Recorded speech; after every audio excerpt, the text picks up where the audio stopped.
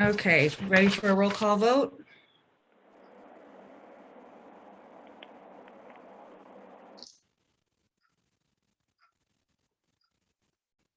Should I take the silence as a yes? Yeah, ready for a roll call vote. Okay, thanks. Judith Humberg. Here. Vacant position, Natalie Sayre. We know she can't join this time. I hope all of her Christmas tree sales are going well this month. Louis Fagoni. Here. Vacant member, John Vars. Here. Bill Cook. Here. Peter Markey. Here. Vacant position. I'm Lauren Silberman, I'm here. Then Natural Resource Conservation Staff, Jim Howard.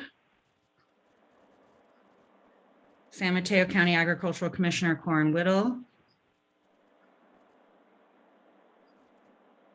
Here. Not sure if we, thank you. Farm Bureau Executive, Jess Brown. Actually didn't see him tonight. Okay, take that as a no. San Mateo County Planning Staff, Summer Burleson. Here. Lauren, this is Jeff. I'm here. And then you, hi Jeff, thanks. You renamed real quick. Sorry.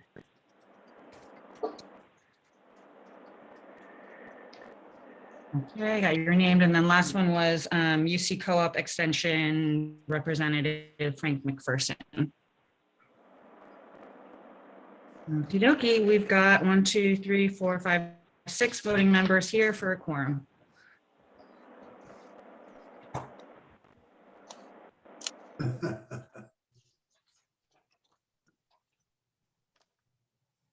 Bonus guy.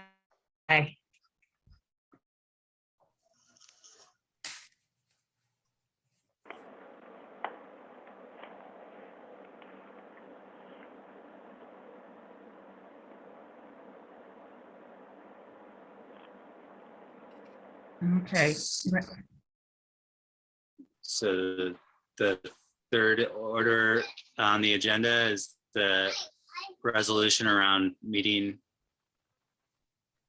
through Zoom. Okay, I'll throw the motion out there if everyone's okay with it. Make a motion to adopt a resolution that as a result of the continuing COVID-19 pandemic state of emergency, meeting in person would present imminent risks to the health and safety of attendees. I second. So, okay.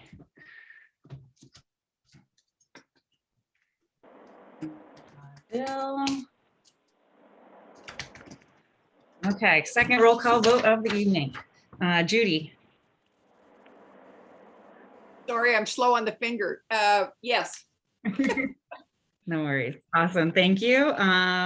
Louis. Yes. Thank you. John. Yes. Thanks. Bill. Aye. Thanks. Peter. Yes. And I'm Lauren. I vote yes. Unanimous pass. But our resolution was unanimously passed.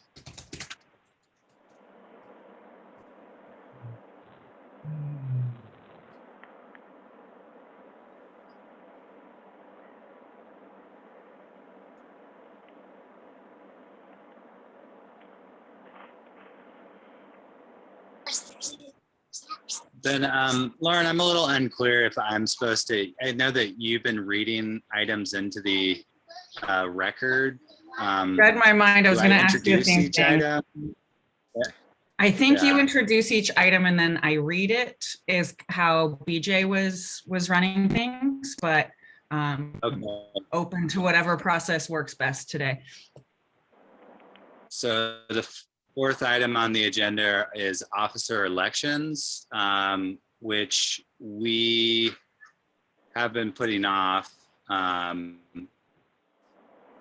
Do we do we have folks that are actually, well, we're waiting for more people to join us, I think, right?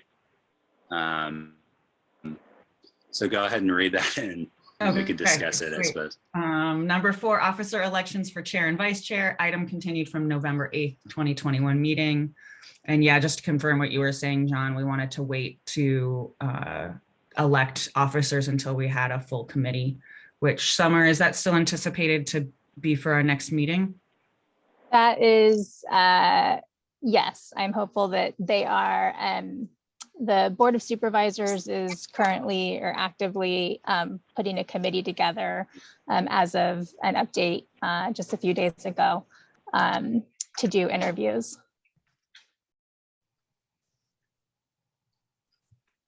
Great. So if, I think realistically, it's not going to be until the February meeting. Because when our January meeting is, When is the January meeting? The 10th. Yeah, probably with the holidays. You're right, Corin. yeah. Coming up, that February is probably realistic for having the process completed. and I've got a question for the other members here. How do we feel about waiting until February? And John, are you okay running our meetings in the meantime? That's fine by me. This is Peter. Yeah, me too. Judy. Bill, I think you're muted. Go ahead, Bill.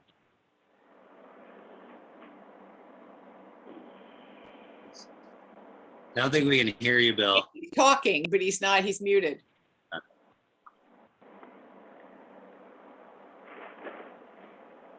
I move that we wait until February to elect officers.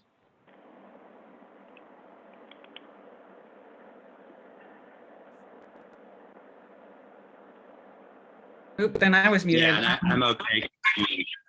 I was about to second that. Do you want to second that? I'll second it. I'd like to see us wait until we have a full committee. Great. Okay, so Bill made a motion to table this item until February, seconded by Judy. There's no other questions or items for discussion. I'll do a roll call vote. Louis had discussion. Did you hear him? Yes, I believe he made the same point everyone else did, that he was open to waiting till February. Correct me if I'm wrong, though. I think we should wait until we have a full committee. Which is anticipated for February. May I modify my motion? Yes. Yes. Okay, I move that we wait until we have a full committee to elect officers. I'll second that. Okay, great. So I just corrected my notes to say we've got a motion on the table to table this and we've got a motion to table this until we have a full committee made by Bill and seconded by Judy. If we're ready, I'll do a roll call vote. I'm going to take that as yes. I have a question. Do we have to define full committee in the resolution or a motion? We could say until all vacancies are filled if we That's want why to I'm adapt. asking, because I don't know what a full committee is, quote unquote. Exactly. I would like to modify my motion to wait until all positions are filled on the committee. There you go. Third time's a charm. Thanks, Louis. So okay. I don't, is that dangerous? How many openings are there? I mean, this could go We on have indefinitely. 4. Okay, okay. All right, then I'll second that. Okay, so third version of the motion, is to table until all positions are filled on the committee, made by Bill, seconded by Judy. Roll call vote time? Okay, Judy, Yes, Louis, Yes. John.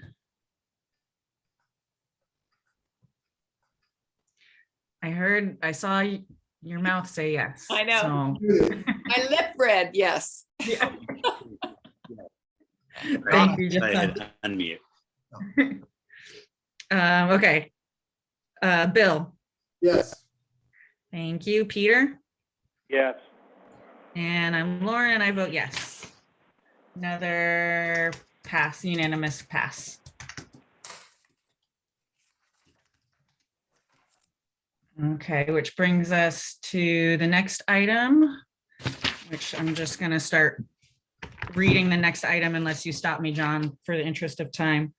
On number 5, oral communications to allow the public to address the committee on any matter not on the agenda. If your subject is on the agenda, the chair will recognize you at this time. Is not on the agenda, the chair will recognize you at this time.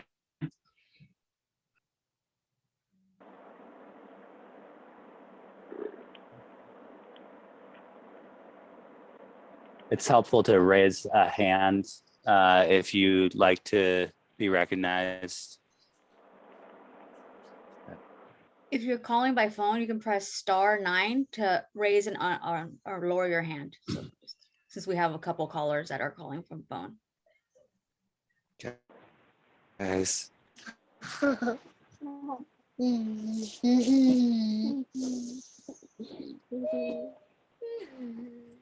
Believe me, you gotta leave, hon. Can you take Bodhi? Carrie, you got anything this week? I know you're a regular updater with good news items during this section.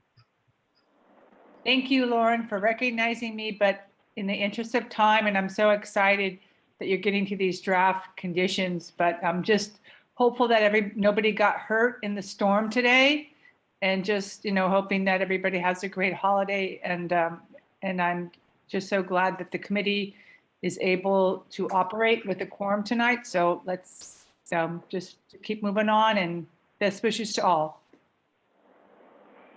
Thanks, Carrie.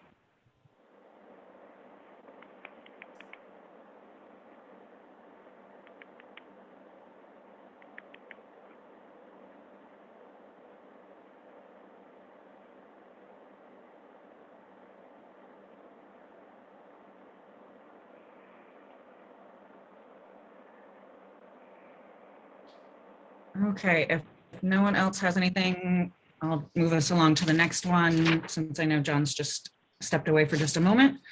Let me just see if everyone's okay with that first. Yeah, go ahead. Okay, great. So number 6, committee member updates and/or questions to allow committee members to share news and/or concerns for items not on the agenda.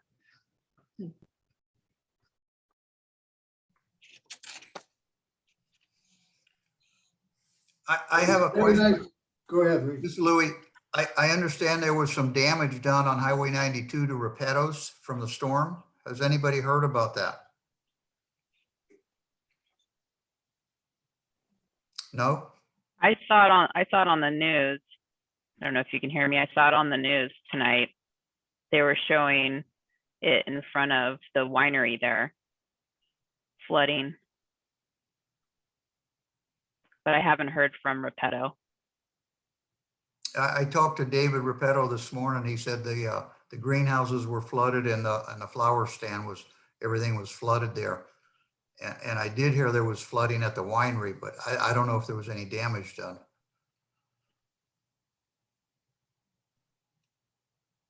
Wow. Well, we'll get an update tomorrow. I also only heard about flooding. Yeah, hopefully. I saw a graphic picture of a tree down that was damming up water, and then cars behind it. It was unbelievable. So yeah, it was really quite stunning what's going on. Was that on 92, Carrie? Yes. I couldn't tell where, but a girlfriend sent it to me from a friend that was stuck in their car.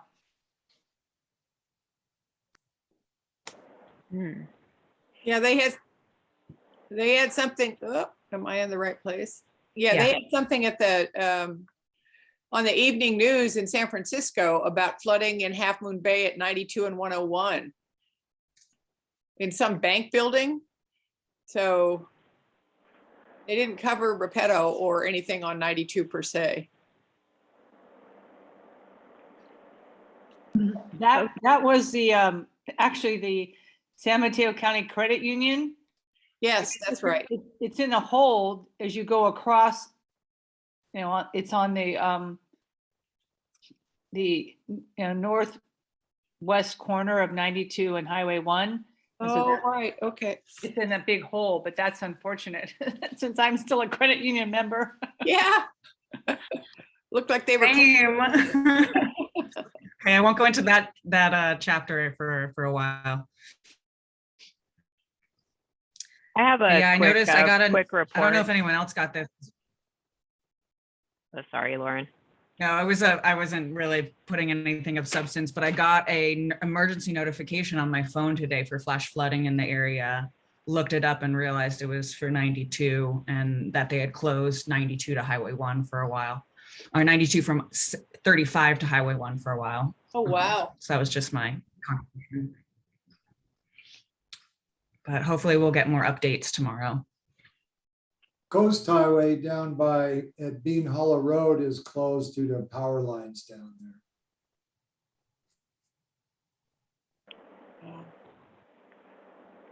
there. That reminds me, I don't know if you guys know, but you can sign up for San Mateo County alerts. They will come to your phone and you can get the alert for the 92 closure, what Lauren mentioned. It's pretty helpful. So I have just a quick report. At the Ag Department, we held our growers workshop last week and it was both virtual and in person. And the workshops give the growers 2 hours of continuing education for their private applicator certificates. And if anyone missed the workshop, and we have it recorded, and they can actually still get the continuing education, they just have to take a test to apply for that. And then there are a vaccine booster clinic that's going to be held this week at the Golden Gate Produce Terminal, and this is for food and ag workers there, and that's going to be Thursday the 16th from 9 to 12:30. So if anyone's interested, you know, that may be going over to the terminal, has employees going there to drop produce off or something, they might want to mention that to them. And then just some stuff from the county, not directly from my department, but that might be helpful to people. There is an emergency rental assistance program that people can apply for. And if you just search, you know, San Mateo County Emergency Rental Assistance Program, you'll get information for that. And then the county is going to be conducting a survey, and it's through Goodby Research and McGuire Research to conduct a survey on important local issues.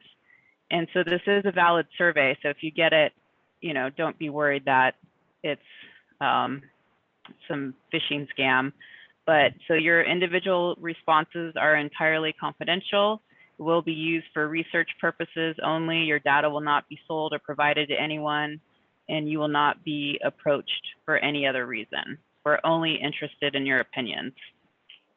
So if you're approached about that, it's valid. Who's it coming from again? It's McGuire and Godbe Research, Godbe. And I would assume they'd mention San Mateo County in it. Okay, and then San Mateo County Office of Community Affairs is hosting Immigrant Services Provider Spotlight Series, and it's food and nutrition. It's a Facebook Live event, and that's Wednesday, December 15th at 5 p.m. And it's through County of San Mateo's Facebook page. So it's highlighting the work of Second Harvest, Fresh Approach, Leah's Pantry, to nourish local communities by providing food resources and nutrition education. So that's all I have today. Thank you. I just had two quick clarifications that I wanted to make sure I captured in the notes. Survey, was that on local priorities? That was Is local, important local issues. Thank you. Important local issues. And then I just missed the San Mateo County Office of Community Affairs is holding, is it It's a immigrant. training on food assistance? It looks like it's a Thank you. Facebook Live event, Immigrant Services Provider Spotlight Series, Food and Nutrition. Thank you.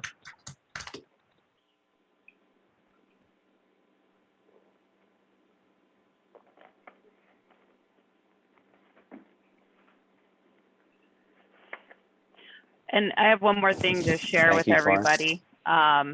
Sorry, just a little quick tip that I learned on Zoom is actually you can hold your, if you're on mute, you can hold your space bar down and then you'll go off mute real quick. And then once you let go, you'll be back muted. So it's kind of a little quick, I don't know, after what, 18 months of this, finally learned that. You have to be in mute to begin with though, right? Yeah, you have to be in mute, and then you could just hold your space bar down to talk, and it'll and then let go when you're done. Maybe I'll be more coordinated trying it that way. Okay. Thanks, Corin. Great tip. I'm using it right now.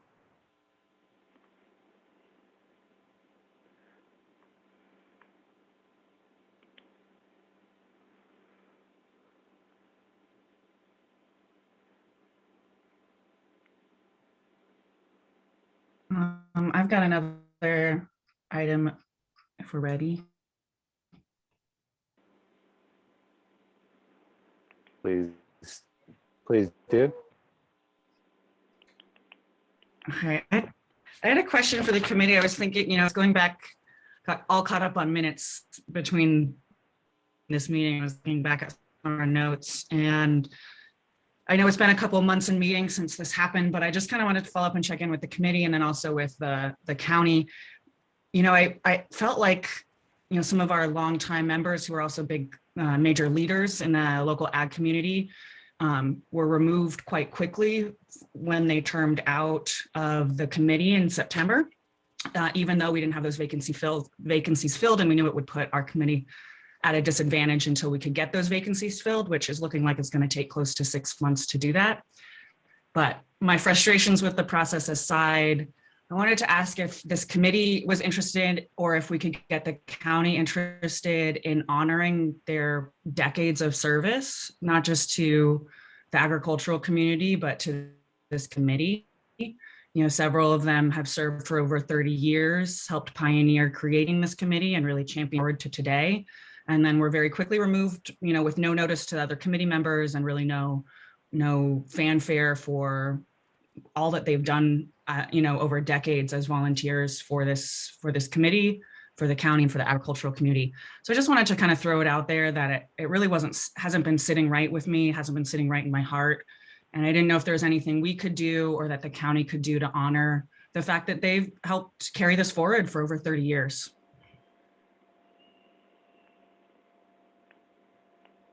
I like that. Me too. No idea what to suggest though. Yeah, so I guess Summer, if you could help us kind of understand the resolution process and honoring service.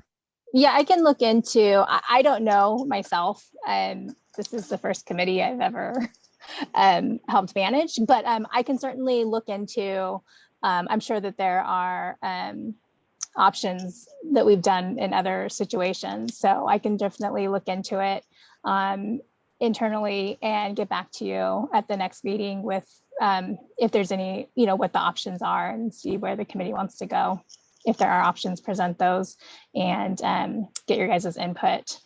And if it's just one path forward, then I can certainly go ahead and initiate that.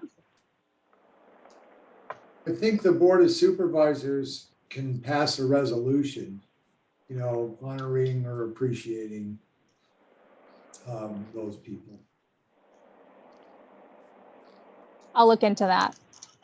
Great, I really appreciate that. And, the last thing I was going to throw out is if it's helpful at all, I can certainly draft a resolution from our committee, although it would mean a lot more if it came from the Board of Supervisors or someone above our pay grade, which is $0.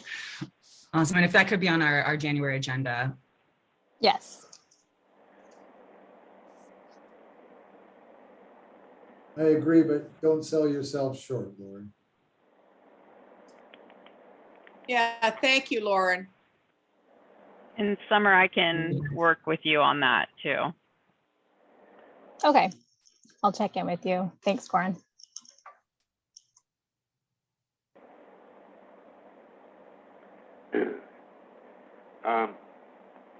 This is Peter. I'll make a quick comment.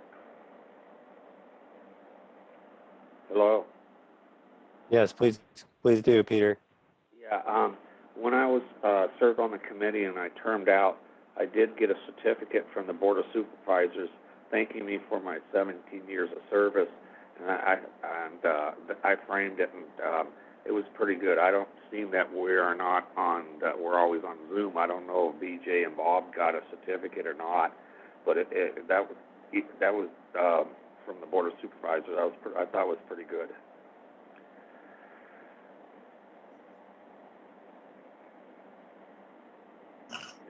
Did anybody hear me? Yes. Peter. Sounds good. Yeah.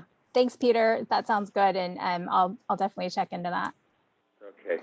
and see if we can get that initiated. All righty.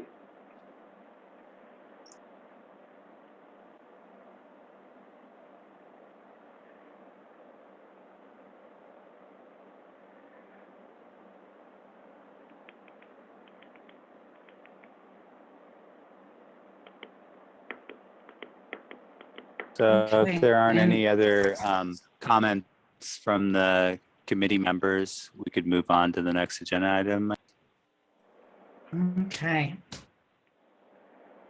Here's the one we've all been waiting for, or actually just I've been waiting for.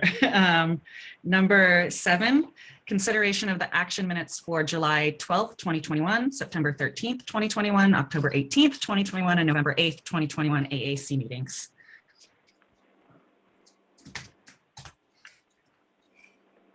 Lauren, shall we do this month by month?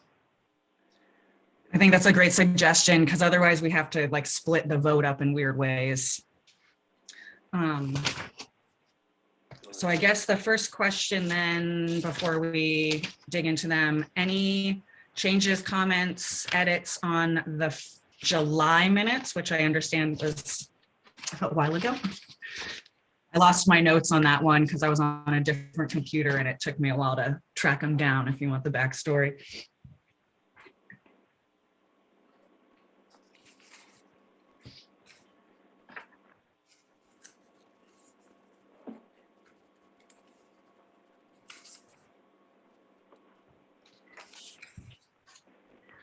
I'll take that as a no. And I guess let me just generally ask it, as people were reviewing, was there any changes or corrections that needed to be made across any of the minutes?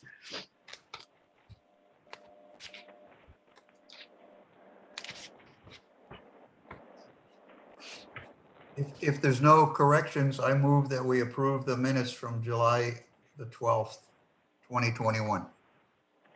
I second.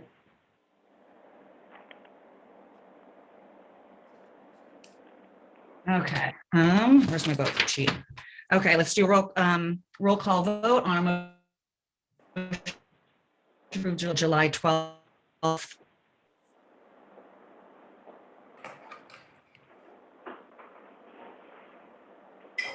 she looks frozen. Oh, there you are.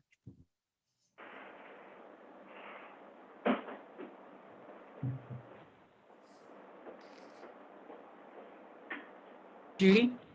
Yes. Thank you. Louis? Yes. John? Yes. Bill? Yes. Peter, Yes. and I'm Lauren, and I vote yes. So that passes unanimously.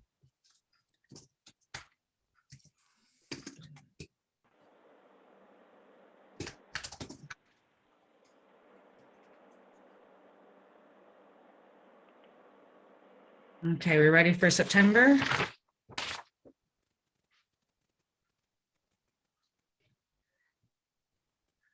I would normally make the motion, but since I wrote the minutes, I don't necessarily think it's appropriate for me to recommend we approve my own minutes.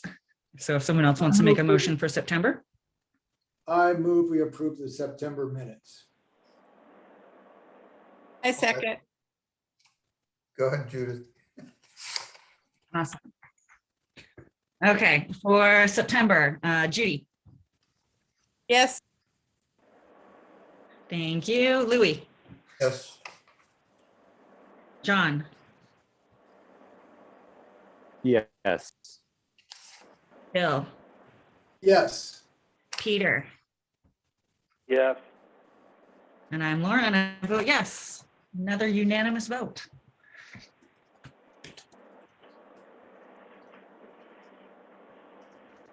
Okay, we've got October next.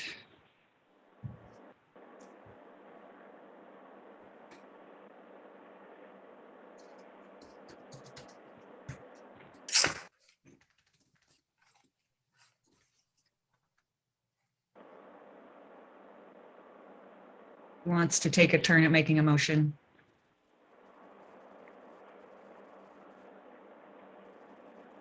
what month is this we're looking at? We've got October next. I move we approve the October minutes.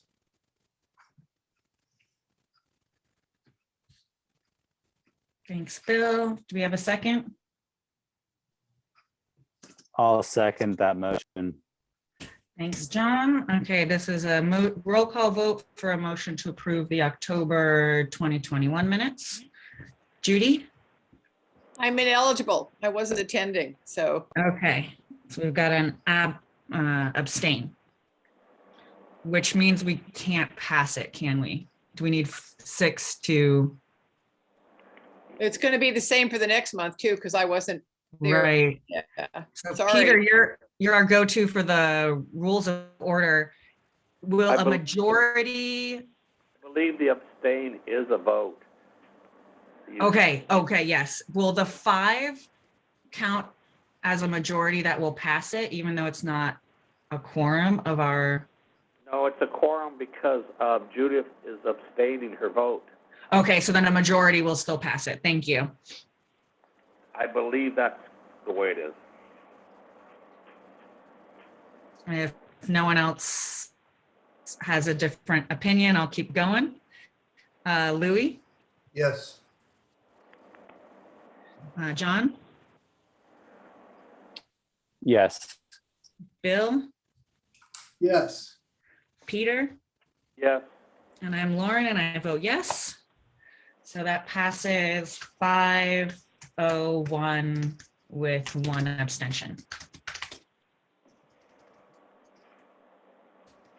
Okay, last one, November.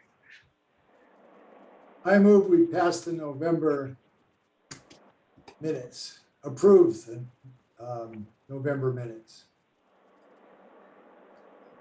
Great, thanks, Bill. Do we have a second?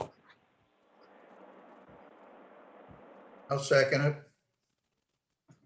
Okay, thank you, Louis.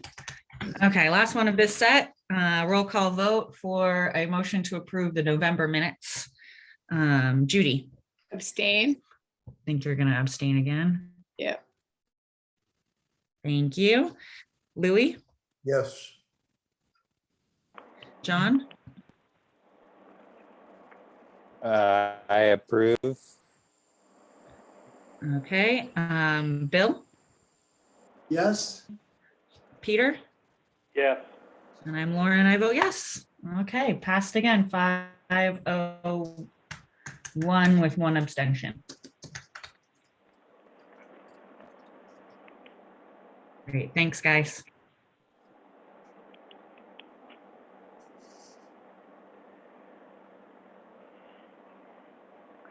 ready for me to read the next item, John?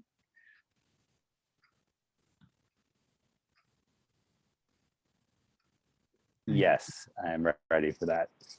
Okay, next up, we've got agenda item number 8, committee discussion and update on the current COVID-19 pandemic, potential policies needed to protect local agriculture and water from contamination, how the pandemic may affect local food supply, and access to farm labor and resources available to producers and farm workers.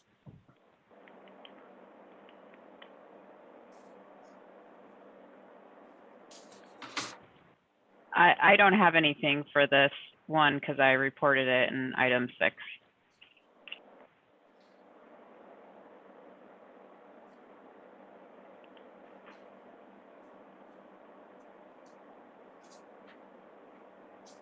And I've got the same update I've been doing for a while, which is free testing available every Wednesday in Half Moon Bay, free COVID shots, booster vaccines available every Friday at Coastside Hope. And I actually recently learned they're also available Sunday afternoons at Coastside Hope for those who work on Fridays and aren't able to get into town. So those happen every single week. And then I think Puente has emergency tests available. If you need a rapid test, you can request one from them. They've got them on site at their spot in Pescadero. And aside from those kind of regular updates, I wanted to ask, I think many folks have already scheduled booster vaccine clinics on their farms, and I just wanted to ask how those are going and if anyone needs support on that front.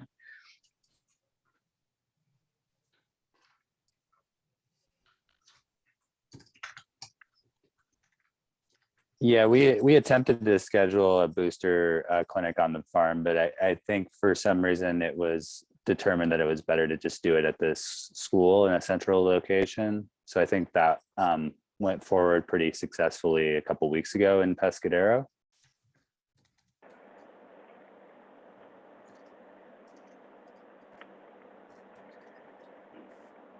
Are they going to have another one? Because there's some people that were absent.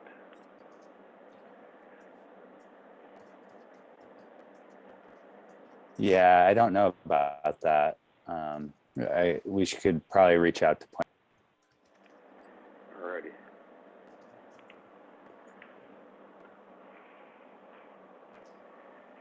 Alrighty. Commissioner Whittle, were you involved at all in that centrally located one for farms, scheduling that, or are you only doing that one? So we were kind of working with healthcare for the homeless and farm worker health in scheduling the boosters in the Half Moon Bay area. And basically Irene Pasma, she just kind of took the lead on the boosters because it was just scheduling the ones that were already scheduled previously for the vaccine, the original vaccine. So she kind of took over. I know they did get some scheduled. I think they were last week at some of the farms. I think there were delays too as well in getting some of them out.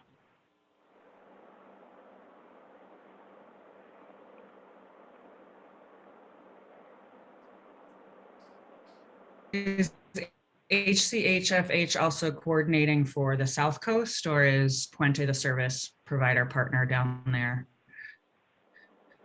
And I know this isn't your lane really, so I appreciate any insight you can offer. Puente is doing the South Coast, and Farm Worker Health is doing the Half Moon Bay area farms. And then they're also coordinating with my office doing the produce terminal too, because we originally also went to the produce terminal to do some of the North County farms and also the food and ag workers at the produce terminal as well.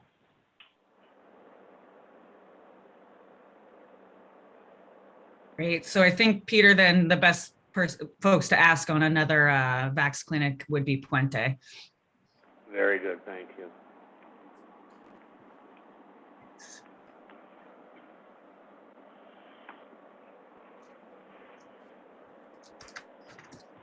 But good to know that the service is happening in at Coastside Hope every week, so that workers could be pointed in that direction on Friday or on Sunday, right, Lauren? Exactly. And I think they have the exact times on their website. And they've got bilingual folks answering their phones all the time. So if anyone has trouble navigating the website, you should be able to call and they'll direct you to come in. I think it's like 9:30 to 3:30 or 4 on Fridays, and then every Sunday afternoon.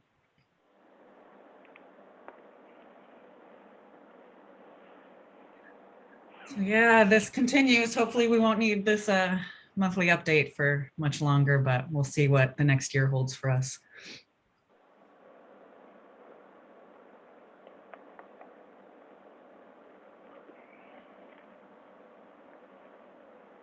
I guess the next item is number 9 about the market potential. Yes, so number 9, committee discussion and update on next action steps for market development for San Mateo County's agricultural production and potential. I think Audria was with us earlier, and someone's got their hand raised from a 415 number.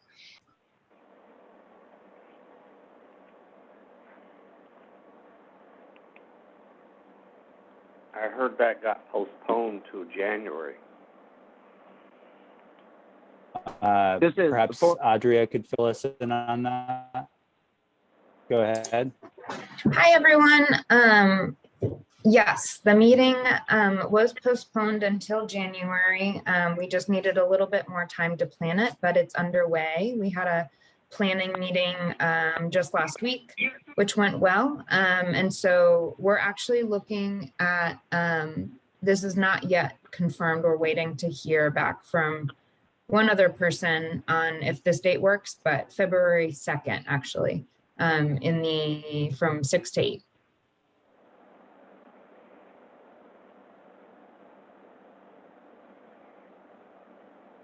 And we're really excited about it. So we hope that you can make it. Where's it going to be? I think it's going to be at the Hoffman Bay Library. You'll keep us posted in these meetings before so we can attend it. Appreciate it. Yes, definitely. And you can expect to see a flyer in your email and hung around town within the next 2 to 3 weeks.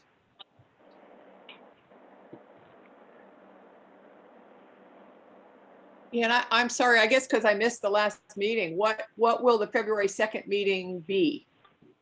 Yeah, this is a meeting specifically focused for farmers and ranchers to ask them what their biggest concerns are and what they think the opportunities for overcoming those barriers would be.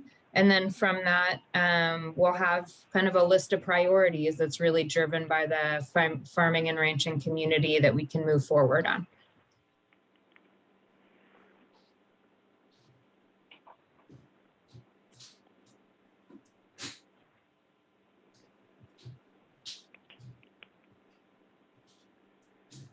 But if you think of any questions along the way, feel free to reach out to me and I'd be happy to answer them. Audria, is Horsley involved with it at all? No, he's not. Okay. We don't really know. We have the wonderful idea that Farm Bureau and, Ron brought to the committee about a kind of physical location that's both a food hub and a market and potentially some processing. And so we don't really know what that is yet. We have to figure out, it's a very conceptual project. And so figure out what all those components would be. And then from there, we'll have more of a sketch of what's actually needed and how to move forward. And then from there, we'll reach out to other stakeholders to ask for their support in moving it through a very likely like feasibility stage, kind of market study, and getting kind of broader support from the larger community. Okay, thank you. Yep.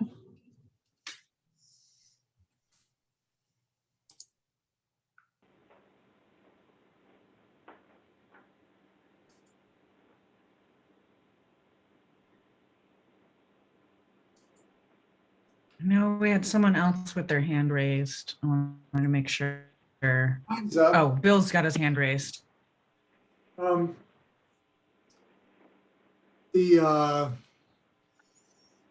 CAF, what is it, the Community Organization for Family Farms, did a study and felt that the old mushroom farm, which I'm a part of, was a potential location that had the facilities necessary to do this as far as refrigeration, packing, and shipping. So I think that there is, a possibility there, so we could kind of throw that into the list of options and then analyze them as we go along to see how that might help. And it might be a both and. There may be a south coast and a north coast, but wanted to make sure that was out there. Thanks, Bill. I think the best way to kind of include that in the mix is to have you and folks from the mushroom farm present at those meetings and to kind of offer that up during the discussions, if that's something that you guys are interested in moving forward on. I'm interested in it, and there's a fairly loose management team down there, so I will do what I can to sort of just spread that around and see what the response is. Awesome. And I'll make sure to the invite makes it to them as well. Yeah. Okay, good. Thank you.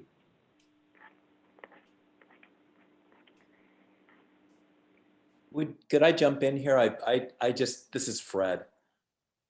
Hi, everybody. I just cannot figure out how to raise my hand. So, is it okay if I say something? Well, you figured out how to unmute yourself, so that's good. That's just as good. Well, So, thank you, Corin. Yeah, please go ahead. Yeah, thank you, Corin, for that. Anyway, yeah, there was a study that was done probably 10 years ago, not quite 10, probably 5 to 8 years ago by CAF, as Bill had mentioned, and there's a copy of that somewhere. I can't quite find. It was an ag feasibility study, and a part of that was looking into some kind of a location for processing and refrigeration and a food outlet. And there should be a copy of that somewhere. I'm no longer in the ag office there, so I'm not quite sure where it is. But Corin, I don't know, have you seen that anywhere? I haven't, but I also haven't looked, so I can do that. Look for that study. And is it allowed for me to send it to everybody if and when I find it? It was a public study that was. I have the link and I can send it out, but the chat is disabled. I just realized. So maybe I can email it to you guys if that's helpful. Thank you, Audrey. That would be good. It is a public document. It was distributed when it was approved by the Board of Supervisors when it was completed. So yeah, there's nothing secret there. Also, just want to mention, Fred, for future reference, if you click on the reactions tab towards the bottom, you can it'll say like applause, heart, but it'll also say raised hand. You can just click on that and it'll raise your hand. Yeah, mine doesn't have a raised hand. Oh, okay. So are you from maybe an iPad or your phone or something different? Yeah, well, I'm on my Mac, and but yeah, I'm just. Hey, just start talking, Fred. We'll figure it out. Yeah. I didn't want to do that, but I figured I'd figure it out, but it just got to the point where I'm not figuring it out over here. So. Thanks. Okay. No, please. Thank you. Great. And then I think the 415 number from earlier has their hand raised again. Please address the committee, 415. Needs to be unmuted, I think. I'm asking mute. There you go. I think they said *9, right? There we For go. unmuting. Looks unmuted now. This is 415 Ron Sturgeon, San Gregorio speaking. Yay. Hey, Hey, interested to hear about the study. I thought I maybe just had a bad dream or a dream that it had occurred, but I look forward to getting it, and I think it'll be interesting. And I just want to add a little to Audrey's update and let you know that there is a planning committee that has met several times and will be meeting again next week. On that committee is Kathy Webster of Tomcat Ranch, Audrey, of course, with the RCD, James Makahara with Kitchen Table Advisors, Nakata Hara, I think it is, a representative from the Risa Ranch, Veronica. I can't pronounce her last name either, Mazarregos. And from the Mixing Bowl, Bob Trice and DJ Jess and myself from the Farm Bureau, and Post is along with the Farm Bureau, and if I remember correctly, James from Kitchen Table Advisor are sponsoring the upcoming meeting in February for refreshments and whatever that takes to bring that off. But I am really happy with the folks that Audrey has assembled. I think that it's going to be an interesting meeting on February 2nd. And I think that for the January meeting, I'll try to get together with Audrey about updating more formally in written form the committee as to what the planning committee has come up with regarding the meeting on February 2nd. And we have, the planning committee has been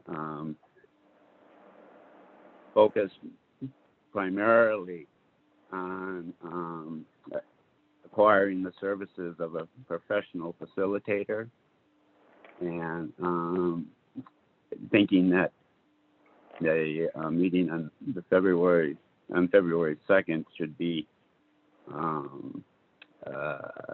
productive. And it turns out from our last meeting of the planning committee that was in person, that we actually have a professional facilitator on the planning committee in Bob Trice from the Mixing Bowl, and that I think is very promising for a positive February 2nd meeting. Thanks. Ron, was that Rob Trice? Right, Rob Trice, and he's affiliated with the Mixing Bowl, and I'm not any. I mean, I've never met him before, and their mission is, I can give it to you in a paragraph. He says, "We believe technology is the single biggest lever available to help address the challenges of the massive, impactful sector of food and agriculture and realize the multitude of opportunities. Our two organizations, the Mixing Bowl and Better Food Ventures, play complementary roles toward a similar mission to harness the potential of information technology to make a positive impact now on food and agricultural challenges. The mixing below connects food, agriculture, and technology innovators for thought and action leadership. Better Food Ventures invest in startup companies applying information technology to food and agriculture. He sent me a rundown in what they do, and it had a lot of links to chronicles, summaries of what they've been up to, and I was real taken with a brainstorming session that he facilitated for the regenerative ranching community on behalf of Farm Foundation. And I mean, during the meeting last week, I said, this is somebody we need. We need somebody like that, the person who pulled this roundup of data together. And it turns out, he said, I did it. And so I'm really happy that he's going to be assisting the committee and our community going forward, especially on February 2nd. Yes, he's a really capable guy. I'm glad he's on that committee.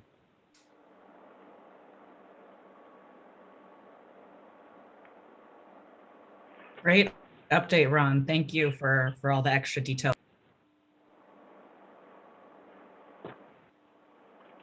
Yes, thank you, Ron.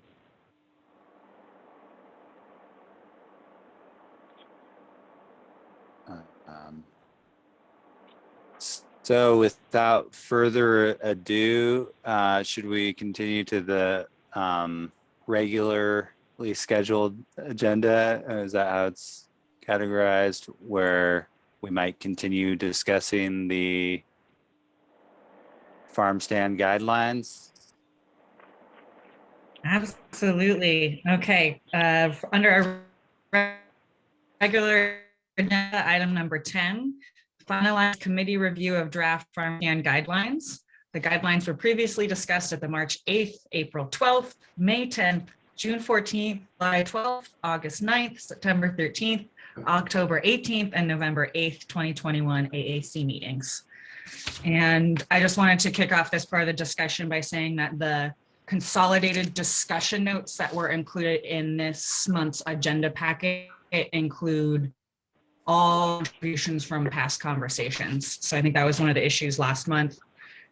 So yeah, I put in the little last updated. So as of November 29th, 2021, this includes all committee contributions, including the clarifications provided over the last couple meetings.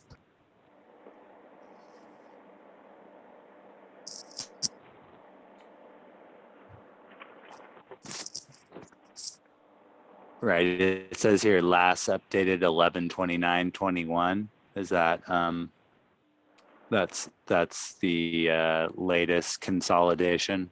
Exactly. So yeah, that includes basically notes that were gathered in the September and October, mainly the October committee meetings, and then I don't think I captured any the last month. So this includes a lot of the clarifications that we really dug into the last time we spent some time discussing this.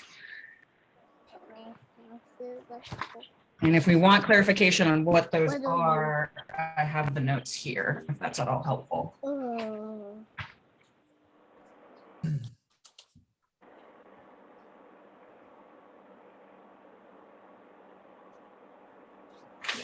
Okay, I've got them.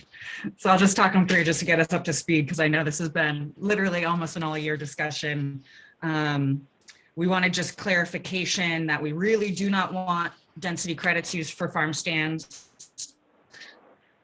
There was a note added that high-intensity farm stands could potentially have more of a case for using density credits, but not. But again, just general committee consensus, we didn't want that. And now I'm realizing the rest of my notes are digital, so I can pull them up for you guys.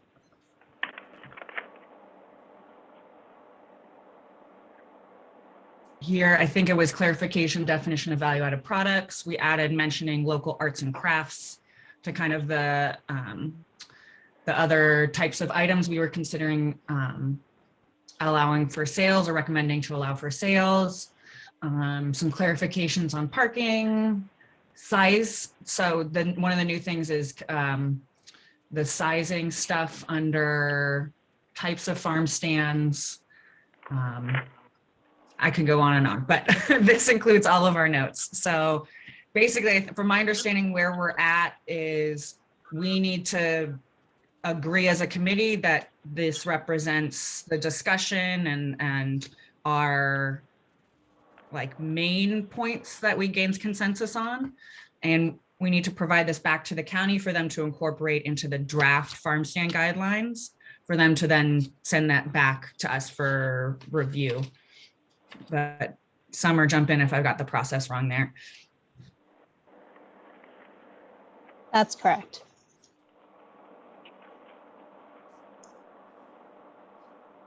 Okay, so the last thing I'll say is my hope is that we do find some consensus and send these to the county so that we can get to kind of the next steps in this process of getting our discussion incorporated so that we can review kind of a next draft. But also no pressure if anyone needs to add anything more. Lauren, this is Louis.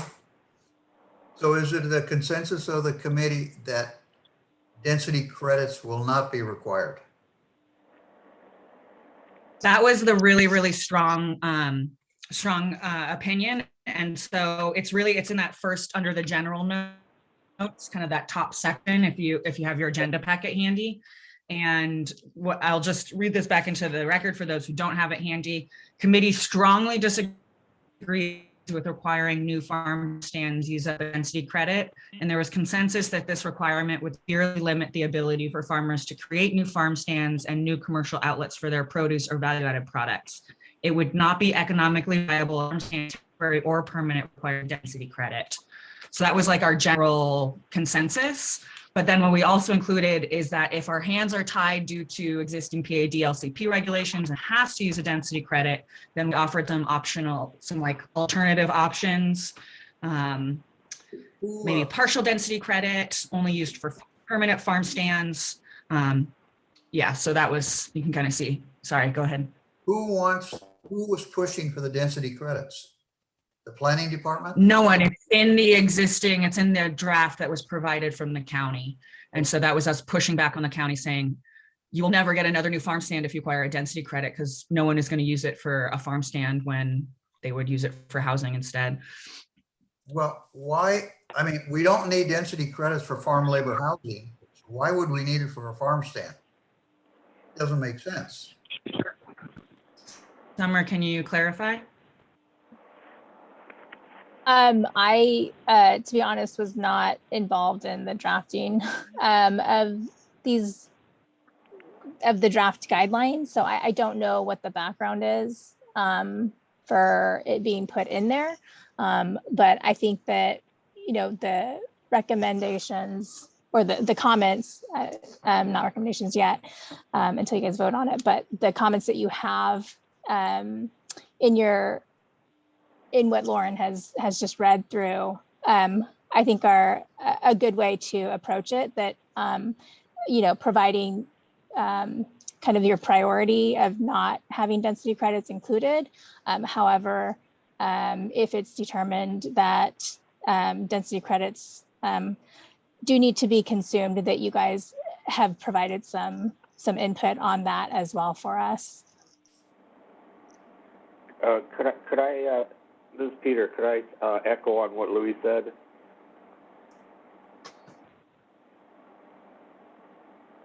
Yes, go ahead, Pete. Yeah, you also don't need a density credit for low moderate income housing. You don't need a density credit for a barn. There's a lot of things you don't need a density credit for. It just seems very extreme, and especially if this county is trying to preserve and agriculture, that you need a density credit for any farm stand whatsoever. Yeah, in general, density credits are intended to help control intensity of uses on a property. Definitely, you guys are correct. You know, farm labor housing, affordable housing units do not consume density credits per the local coastal program policies. It is, our LCP is silent on density credits relative to farm stands specifically. So again, I don't know what the background was, unfortunately, for it being put in the guidelines, but I think you guys are providing good comments back to us, to the county, you know, reasoning why you don't feel that that is appropriate. Yeah, you said a mouthful, Summer, when you said control, and I says us on the coast side, we're controlled so much that it's to the point that we might even be better off going to another county to farm where we're not controlled much. And no, it's truthful. It's true. It is really true. And I've made several offers in different counties to go and farm with other farmers to partner up with them. And I tell you, as controlled as San Mateo County is, it's becoming quite appealing to maybe move. That's really helpful insight, Peter. I guess the question, If I may just I clarify. guess the question is that. Sorry, John, if I just may jump in, because I found where the density credit originally came from. So at the top of the third page of the draft farm stand guidelines, item number G under B, section B, types of farm stands, number 2, permanent farm stands, section G says for the purposes of density credit calculation, permanent farm stand structures in the PAD and RMCZ shall consume density credits. Refer to sections 6356 and 6906. So that's, I think, the root of where this conversation came from, that current regulations would require that permanent farm stands use a density credit. Sorry. And what regulations were those? Are those the Coastal Commission, the LCP, San Mateo County Building and Planning? Those are sections of our zoning regulations relative to, I'm looking it up right now, but I'm pretty sure it's out of our planned agricultural district, our PAD regulations of zoning.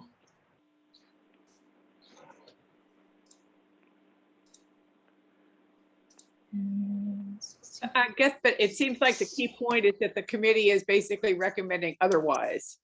So I think it's pretty strong that we need, I mean, I guess when I look at this, it's very well written, Lauren, and it, you know, I missed 2 meetings, but it still fits very much my of the discussion of people contributing. Yeah, excellent. But I guess I would also say, as someone who spent 35 years in an awful lot of meetings with an awful lot of words on an awful lot of sheets of paper, when you're trying to make a decision, if we could, if there's any way to take like the strongest feelings of the committee that are the top line, sort of like what you said about the density credits and then the 3 alternatives, the thing about, you know, why are you limiting the size in both temporary and permanent to what you are? Because it doesn't make sense to me, even from a public person, it makes no sense. They're way too small.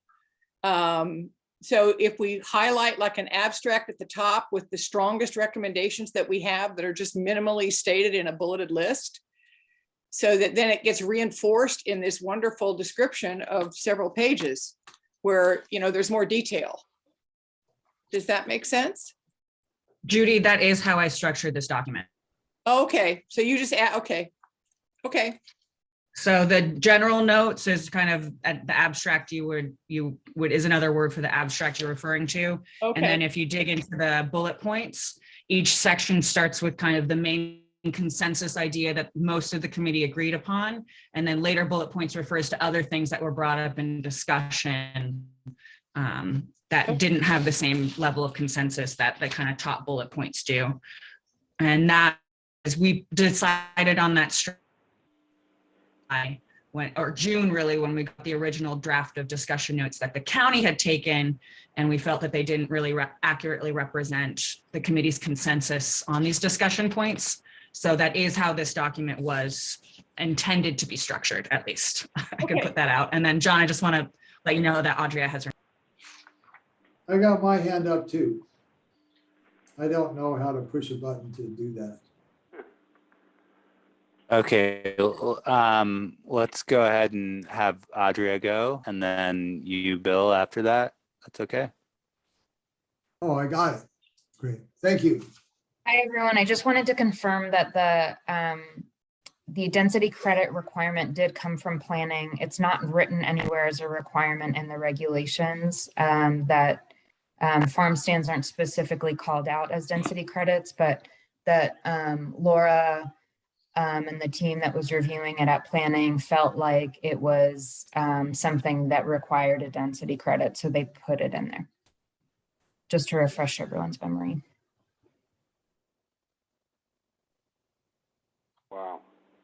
Can I just also, thanks, Audria, and Bill, I know you're next, but if I could just add to that, looking back at those sections that were referenced, just going off of Audria, those sections out of our zoning are related to generally how density credits are applied. So as Audria mentioned, there's nothing in our regulations. Those sections don't refer to something specific in our zoning about farm stands specifically. So thanks.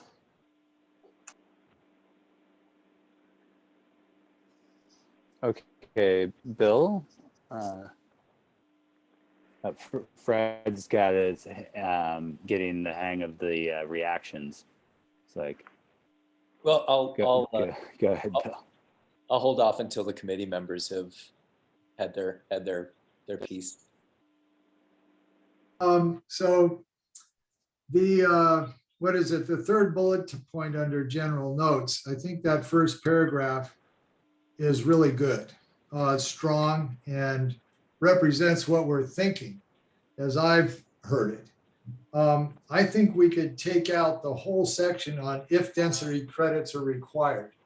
To me, that's us being weak and looking, well, if you're going to make us do that, then please just do this. And I would just be strong and just leave that whole section out. And just leave it, that first paragraph. And if they want to come back and say, well, you've got to do this, well, then we can fight that battle then. But I don't want to give ground on this. Oh. I'll just push back on that a little bit and say these are discussion notes. These are notes that are intended to reflect the discussion we had and the general consensus points that the committee came to.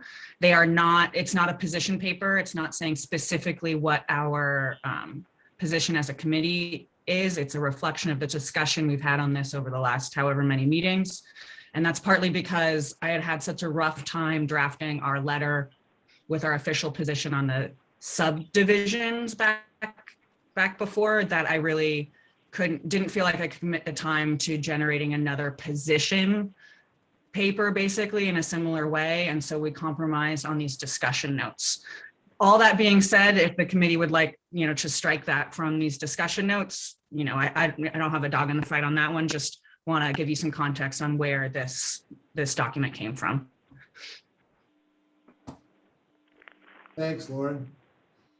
I stick to the position that I just said.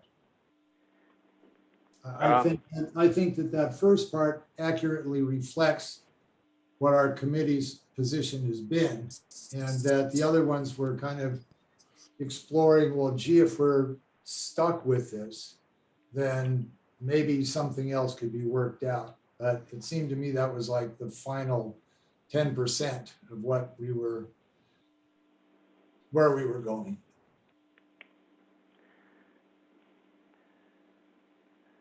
But as the committee wishes, I'm good with it. Could I make a quick comment? Yes, go ahead, Peter. I just want to, before we go any further, I just want to thank Lauren for all the time she did into all this. I know she put in a lot of work into it. I know we're hashing out a few little things that we want, but Lauren, thank you very much. I think we all feel the same way, though. Yes, she could use a commendation from Agreed. the Board of Supervisors, I think. Thank you, guys. I really feel like this is my way I can serve the committee, especially in the ag business role. And as someone who does a lot of paperwork for farmers, I am very happy to do our paperwork here. You rock, Lauren.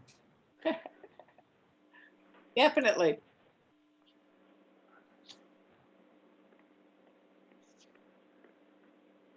Yeah. And Fred, did you have something you wanted to join in? I was earlier, I was going to make kind of the same, I was going to ask it as a question as to whether we thought including, do we feel as though we were strongly enough voicing our opinion if we do include the lower portion of if density credits are required? And I could go either way. I think it's important for us to not lose that data, because I think these are maybe good suggestions for us to have in our back pocket should the county feel that a density credit is necessary, but maybe for the sake of keeping it, taking what Judy said seriously and kind of using brevity to our advantage, we could maybe make a stronger point by leaving out the if density credits are to be required. But I did think that maybe Fred wanted to contribute something. I did. It wasn't about the density credits because that's that's something that's important. And if you can prevent that losing a density credit, that would be great. But I was actually commenting in regards to Judith's comments about the size and some of the other aspects of it. And I was on the committee and the group that was working on the farm stand regulations initially before I left. And they were to reflect, essentially to reflect what was already being done, and then to make it better for additional sales so that there's value added components and those types of things. But there's a lot of growers and a lot of farm stands that are already pushing the limits. And and one that brought it to our attention, and that one of the reasons why we wanted to update it. But also there's some that are pushing those limits unreasonably so. And the concern is that if you just open this up completely, is that there's going to be problems with selling all sorts of things that aren't necessarily or aren't San Mateo County agricultural commodities and products.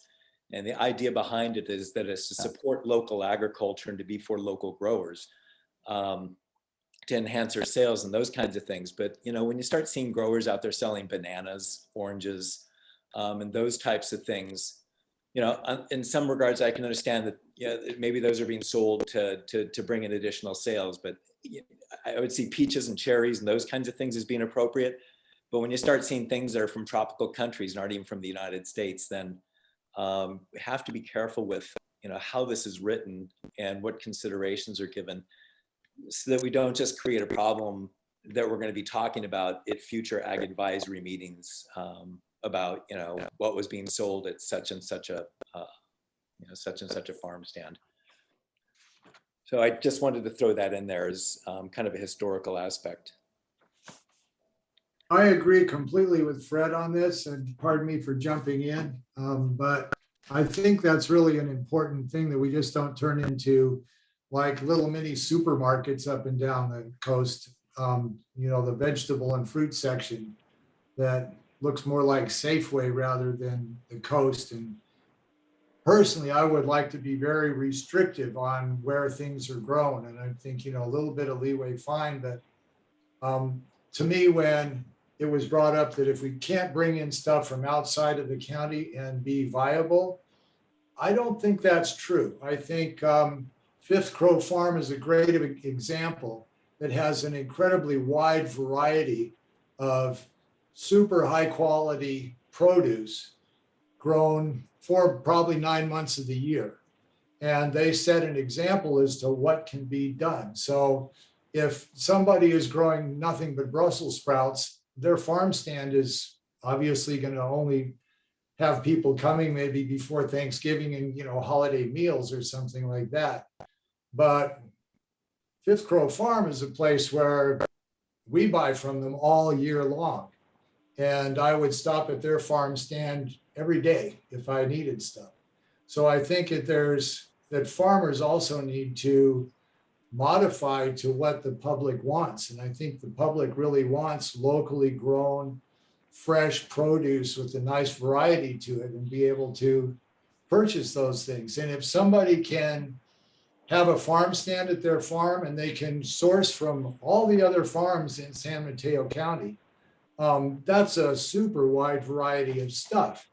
So personally, my personally thing is pretty much don't want anything from outside of the county.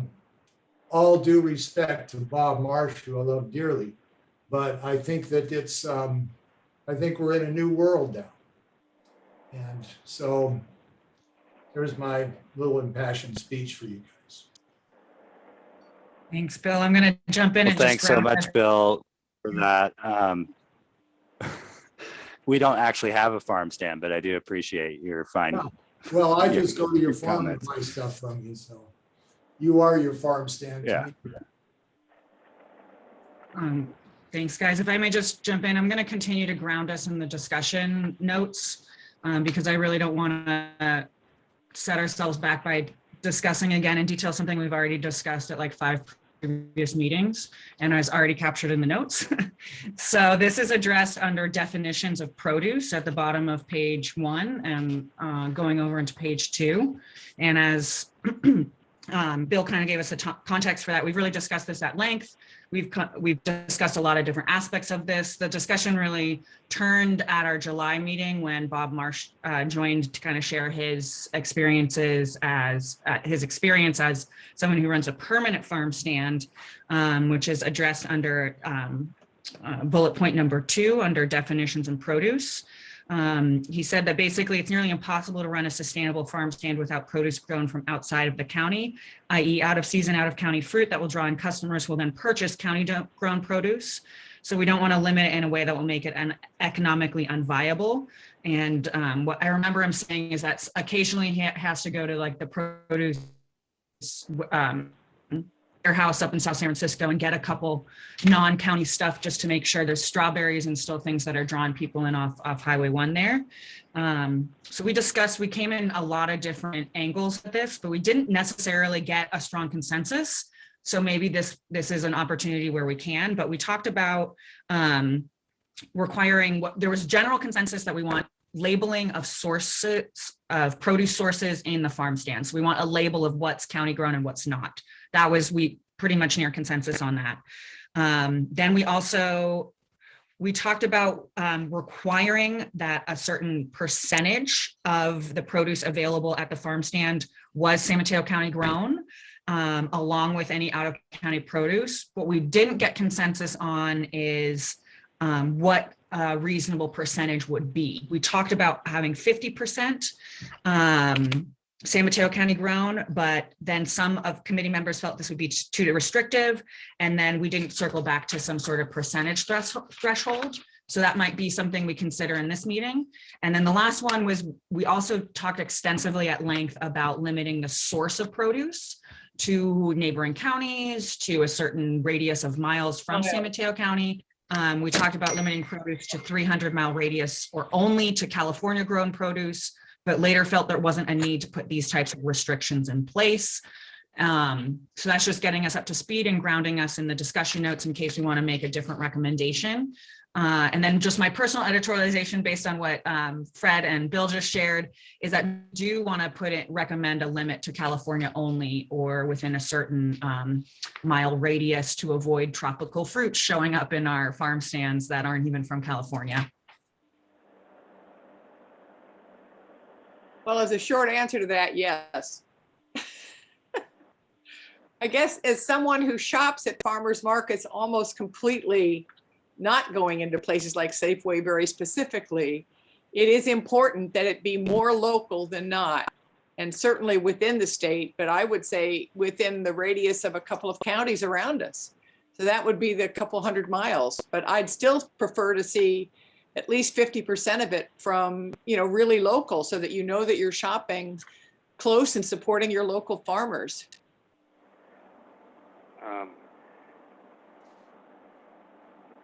I like to speak when I get a chance.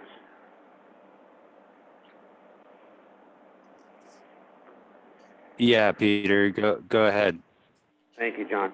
I just want to speak based on my experience when we had our produce stand up to about year 2000.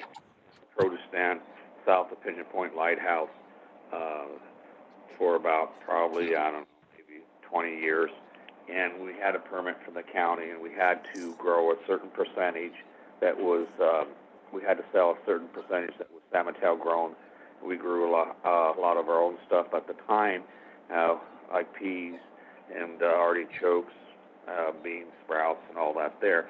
But we also purchased cherries because it was a good drawing in point. We also had a hot dog cart that the county allowed us at the time, and we had the hot dogs made locally from the Pescadero Market and the buns. And we also had deep-fried artichokes that was a good drawing point that was all approved by the county at the time, and as well as snacks and all that there. And so it was, with the different sorts of things, it was it made it so it was able to pay the person running the stand, and it was worth it. But if it's really limited and really restricted, it makes it a little bit hard. I know, like Fifth Grow, and I know Blue House, they grow a lot of varieties of good stuff there, and they do a really good job. But I agree that there should be a certain percentage that is Samattel County grown, but for it shouldn't be limited to only Samattel County grown. And you need to have the outside stuff, like the cherries that people pass by, if they want to buy a bag of this, a peach or something like that there, that they could eat in the car. So then that brings them in to buy the other stuff. And I'm just sharing my experience from when we had our produce stand. Thank you.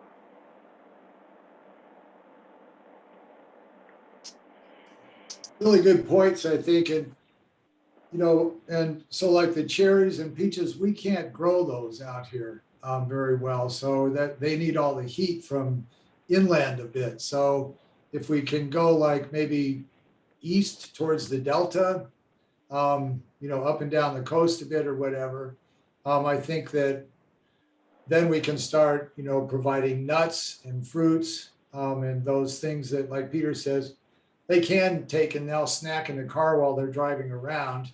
And then the other local veggies and stuff, you're not going to eat a fresh artichoke in the car. So I think Peter makes a really good point, and it sounds like the model of their farm stand was pretty cool if they were serving like local grown, you know, hot dogs, sausages and stuff. I want one now. I'm getting hungry. Audrey has her hand raised. John, when you're ready. I think that the one thing that this is missing is, I think I've tried to remind the committee throughout all of the great like brainstorming and visioning that you guys have had around the potential of farm stands, that what we were trying to do was work within existing regulations. And that's where the size limitations come from, and some of the other requirements, because this, if you recall, I mean, it's been a while, it all started with that word produce, that was being interpreted very strictly instead of agricultural product.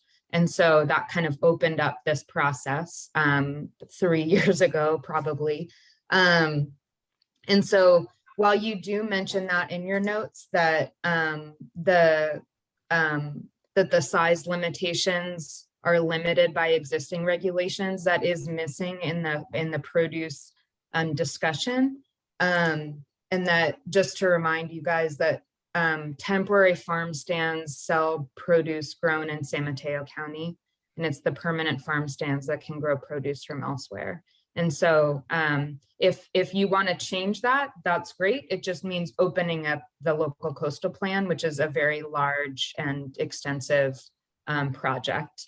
And so I just consider that in your development of recommendations.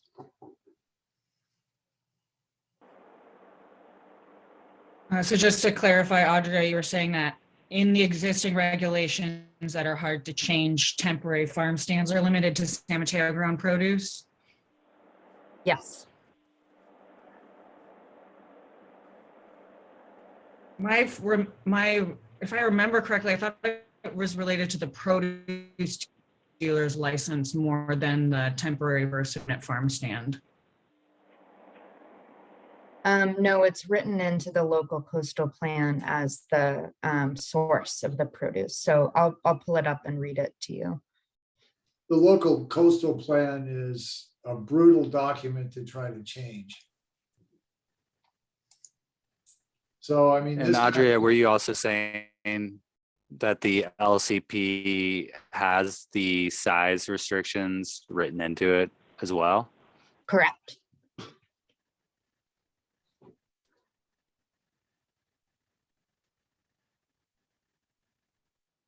Yeah. So it feels like it's sort of a catch-22 because it feels to me that the size limitations are not favorable or even practical to really support agriculture on the coast. Well, And it is possible. farm stands to do that. So to just keel over and say, well, it's difficult to do, so we shouldn't do it. I don't know. That's difficult for me to agree with. It is possible. I think that there was this tension between like what should be allowed without permits and what should be allowed more broadly. And so there's coastal development exemption permits, there's entire coastal development permits. And so if you have land designated as agriculture, you can get a permit, I believe it's exemption permit for a temporary farm stand for seasonal sale of produce grown in San Mateo County. And then the full coastal development permit is required, and Summer, step in if I'm getting this wrong. The full coastal development permit is required for a permanent farm stand. And that can include produce grown outside of San Mateo County. And so the temporary ones have the seasonal limitation and the size limitation. The permanent ones, it's a permanent structure, doesn't have to be removed, and it can be larger. And it also requires a building permit and a lot of other things. Produce dealer's license, et cetera, et cetera. I might have made a mistake because I see Fred's hand going up and down. Yeah, I didn't actually intend to I was just commenting regarding Judith's comments about the size of it. I wasn't intending to open the whole thing up to a review and discussion, as per Laurel's concerns. But Andrea, at this time, is there anything in there that for the permanent farm stands that specifies how much of the produce needs to come from San Mateo County? No. There is not. Okay. And so that might be something to consider. And I mean, no, I was going to say for the most part, the farm stand regulations were largely working, I think, for a lot of the growers. And a lot of the impetus behind it was the recognition that the growers were doing other stuff that weren't recognized or allowed in the regulations, but it was very legitimate farm stand sales. And so the idea was to modify the regulations to recognize, the good stuff that they were doing, and so that they weren't in jeopardy. But I just wanted to comment, if you allow produce from outside San Mateo County for everybody, then you're not supporting San Mateo County growers. Most of the people that are going to be selling at farm stands are going to be, adhering to the regulations and doing a good job. But there are going to be some bad actors who are going to pretty much go through and just sell, whatever they can. And, they're not necessarily growers, but they become produce retailers. And, you know, you're trying to set something up here that, that walks that balance, you know, walks that line between the two of those things. It's like you want to support your growers, but you also don't want people to abuse it. You want to sell San Mateo County produce, but you also want to, you know, be able to lure some people in. And yeah, there isn't any easy answer to that, but you know, if but it would, I think it would be good to put some sort of a limit on, you know, how much produce could be sold from outside San Mateo County, like 50%, say, and for the most part, leave it the way it is. And then I think the other thing was just as within that word of produce, it's not only the source of the produce, but there was a lot of conversation around what else should be allowed to be sold. Again, like, which is fine, but that we were specifically working within that definition of produce for a reason, as Fred said, because there were people that were selling their product like eggs or dried herbs that technically didn't fall within the word produce as it was being interpreted. And so if you got to, you know, the other discussions that you guys had about like gardening supplies or art, it's harder to make that justification that that is produce. And so that also has the potential that that then opens it up for not working within the existing regulations anymore. Yeah. That aspect of our conversation was covered under value-added products, the notes of which are at the top of page 2. And I'm going to jump in here because we have 12 minutes left.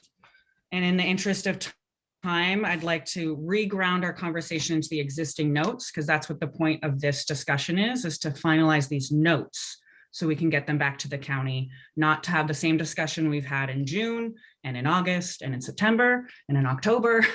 And to be completely upfront with everyone, I am kind of at the end of my patience for this process. We've been discussing this since March and we haven't been able to move it forward because we can't get these notes back to the county. We've got a whole other subcommittee on recommendations for ag tourism guidelines that's been in the wings for 9 months because we cannot finalize these notes and get them back to the county. I've got other notes on the subcommittee conversations on the ag tourism guidelines that I have yet to present to this county from February 2021 because we cannot finalize these notes and get them back to the county. So with that context, and I hope you can hear the tone of my voice, what changes specifically would we like to make to these discussion notes? I have one. On the second bullet point, it says the committee feels that these guidelines should not be more restrictive. And I was wondering, is our intention actually that we would prefer that these guidelines be more expansive? We did not have that option because we cannot change current regulations. We cannot change PAD and LCP regulations. So we cannot make it more expansive than what the codes, the codes already say. So that was where we just wanted to make sure that these weren't more restrictive than what's already I'm just written in law. I'm thinking within the regulations as written, we'd like them to go towards allowing more rather than being more restrictive. So that was my one thought on that. But just a little phrase, not that big of a deal. Well, the regulations do, the proposed regulations do allow for more. I thought so. So yeah, and not necessarily produce. I mean, sales of eggs, value-added commodities, those kinds of things. Right, and then another phrase that I thought might work for us is, in this section where we're all talking about density credits and stuff, if we started it off maybe just before the bullet points, if we said, if there is no choice and if absolutely necessary, and then follow through with the rest of those bullet points if we want to include those. But That was my words, if there is no choice and if absolutely necessary. Might more accurately reflect the feelings of the committee. Through the chair, John.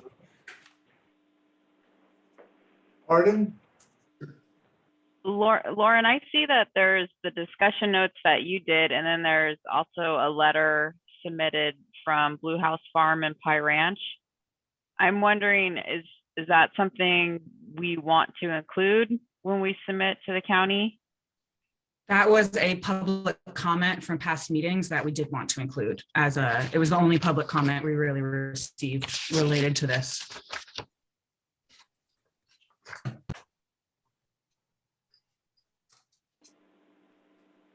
Let me think that's all right. I have a comment. John? John? Yeah, You're muted. Louis, go ahead. I want to go with Bill Cook had mentioned earlier about the density credits, the third paragraph down. I think that whole thing, if density credits are required, I think that whole thing should be scrapped. Just don't even put it in there.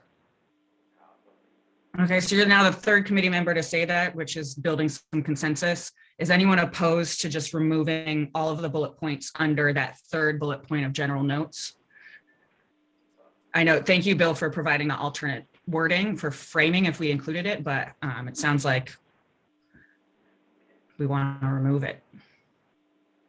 Yeah, I would agree with what you just said, Lauren, exactly. Either use Bill's thing to state it more strongly or remove it. So whatever you think, whatever others think, I'll go with.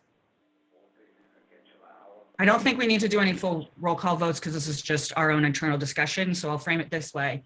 Anyone have strong feelings about keeping it in? No. No. No.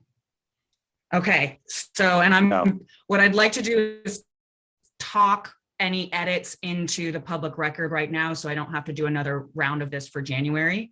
Yep. So I am going to remove on page 1 under general notes, under the third bullet point, I am removing all sub notes, bullet points under that section about any contingencies on using density credits. It's crossed out on my page. Thumbs up all around. Yes, thumbs up. Yeah, and I just had the, and then I mentioned it earlier that, yeah. Pardon, John? Sorry, yeah. I was just going to reiterate that I think that those are good information that we want to keep that as a reference point for, for further discussions, but it doesn't need to appear here. Yeah, I agree. You said that before, and that sounds very reasonable. Great. So I think it'll kind of be captured in our meeting minutes because the past drafts are included in our meeting minutes. So if we ever internally, like as a committee, want to refer back to that, we'll still have that record. Great. Good. So let me ask just a quick question. I think as a purchasing public person of farm stands in general, if I want to very strongly state something about the size and what's available in a farm stand in terms of,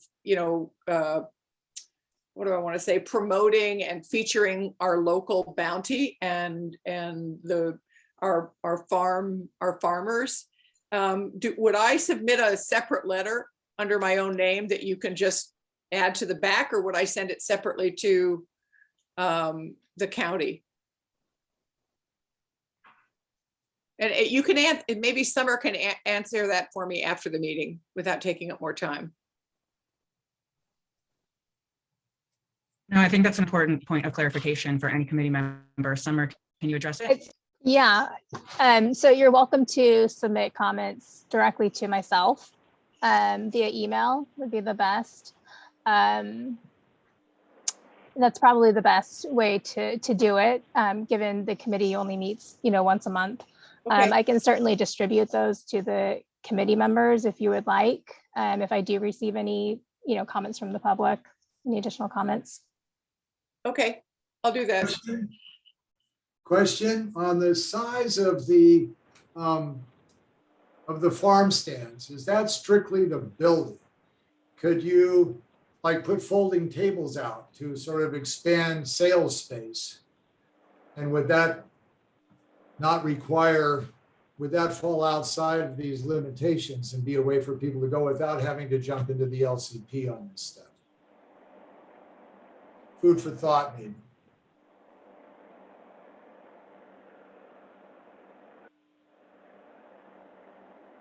Summer, do you have I any think that insights there? I think that the county would typically view that as part of the farm stand.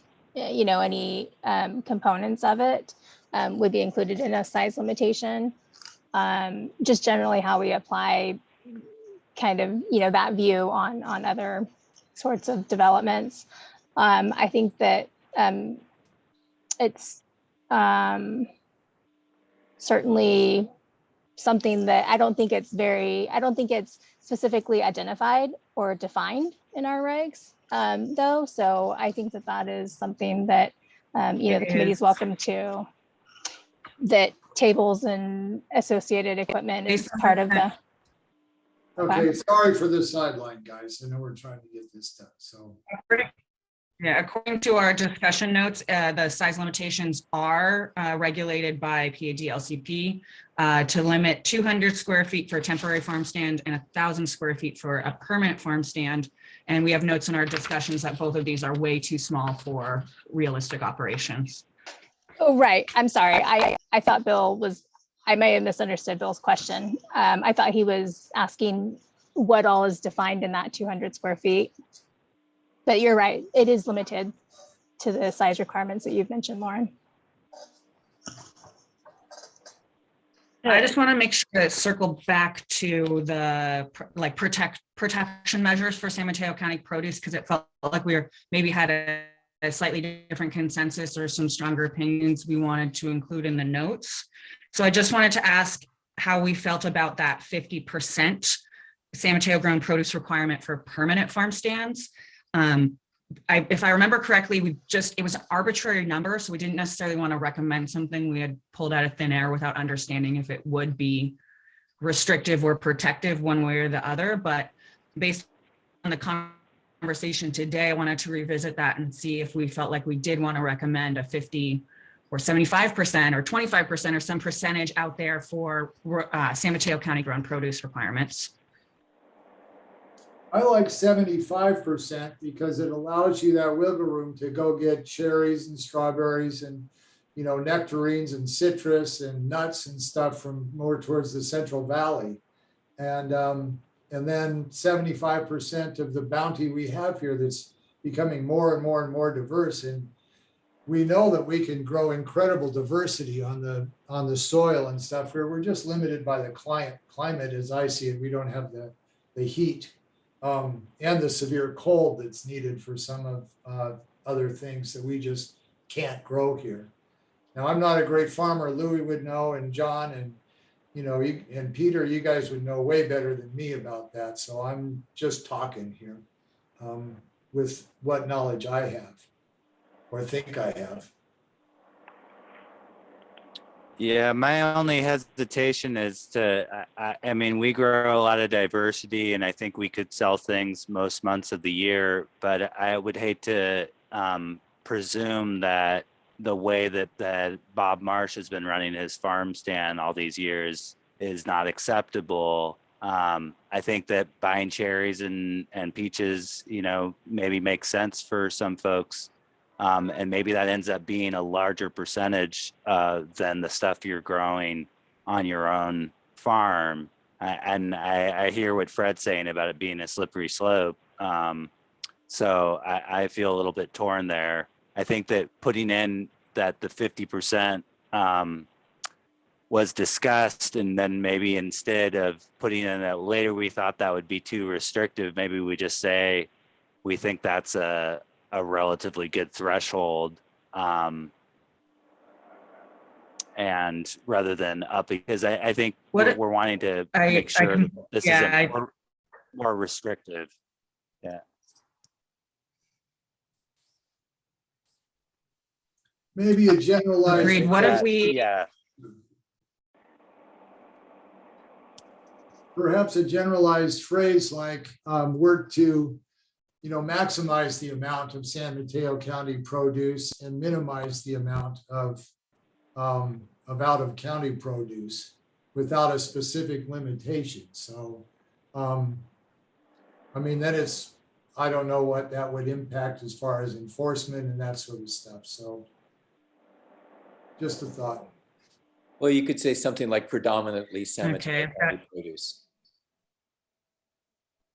Predominantly San Mateo County produce. Well, I kind of like that. When you're Okay, talking, I'm just capturing these, kind of make live edits.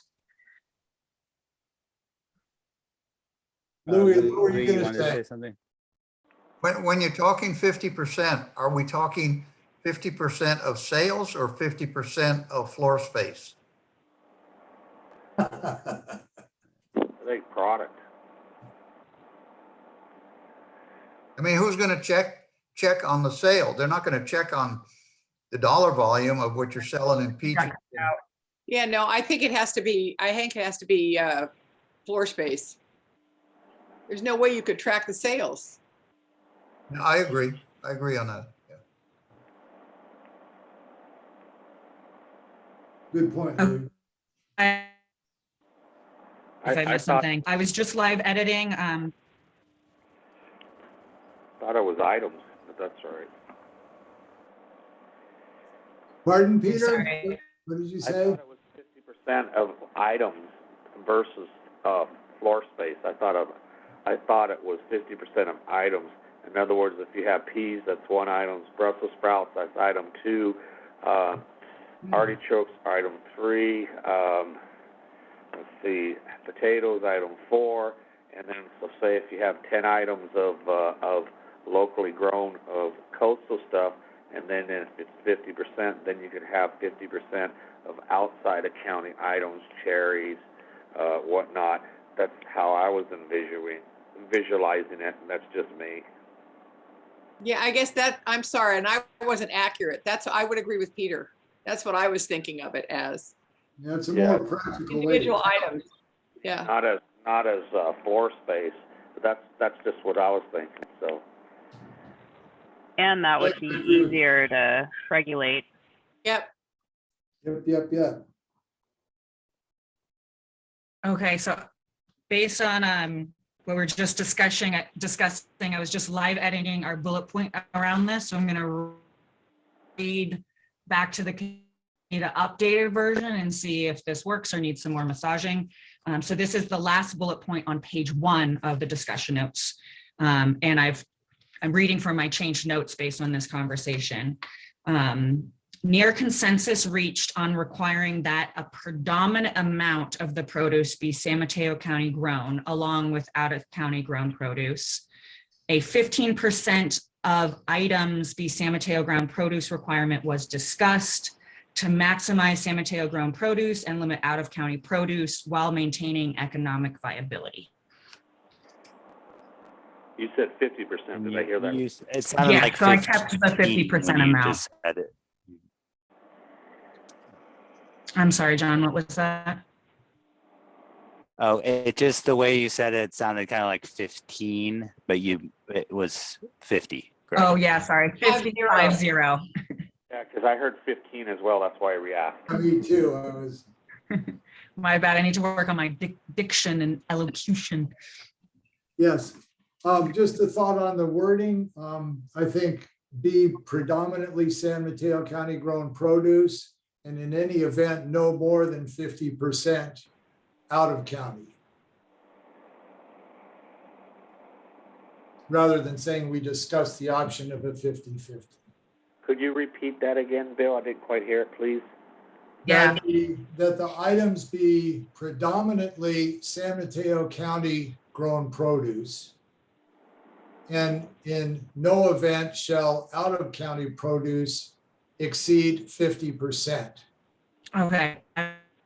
again. Let me read it back and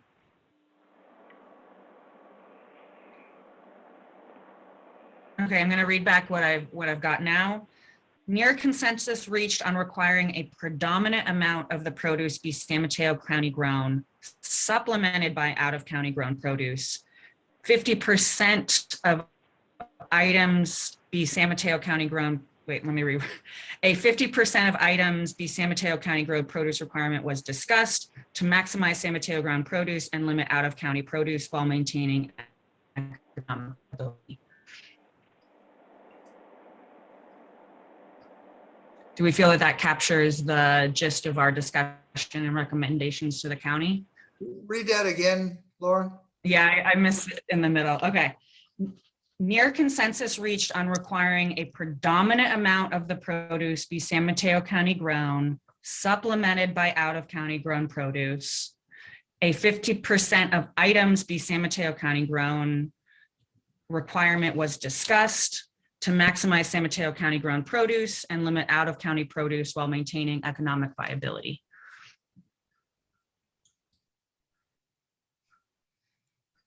Well, if you can go, I like Bill's wording better. It was shorter and more to the point.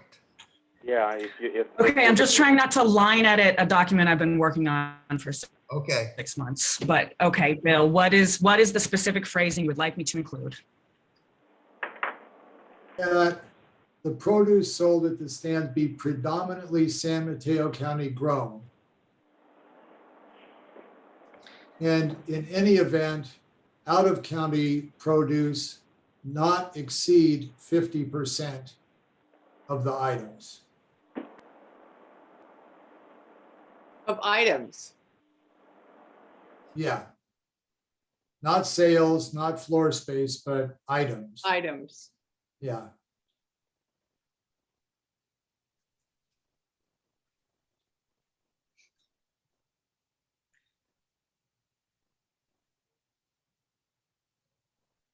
Okay, let me try this again. Near consensus reached on requiring that a predominant amount of the produce be San Mateo County grown, supplemented by out of county goods, not to exceed 50% of items from out of county to maximize San Mateo County grown produce and limit out of county produce while maintaining economic viability. I like that. Okay. Go for it. Okay, great. Do you have consensus on that? Yeah. Okay, moving along to the next bullet point, which is at the top of page 2.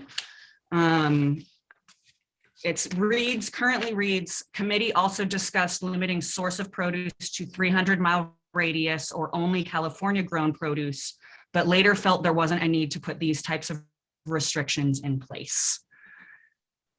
I recommend we just take out the second part of that sentence to reflect the conversation today. And maybe say, instead of also discussed, say committee interested in limiting source of produce to 300-mile radius or only California grown produce. Yes. But want to open up the floor to recommendations, input there. I like the way you summarized that, Lauren. I agree. I like the word discussed in there because, you know, it sort of talks about that those are possible options, but we really didn't decide on whether it's 300 miles or these 4 counties or California. But it pretty makes it, I think that, or maybe we add in something too that says we don't want any foreign stuff. I don't know how to word it, but I think the intention is pretty clear with the previous stuff. So to me, the way it's written right there works fine. I don't think we'll be misinterpreted as a result of the wording in that. But Lauren, you wanted to scratch, but later felt there wasn't a need to put these types of restrictions in place, right? Yeah, because it felt like the conversation today changed that. I think that's proper. And At the beginning, it says committee also discussed. What I currently have is as a new version of this sentence.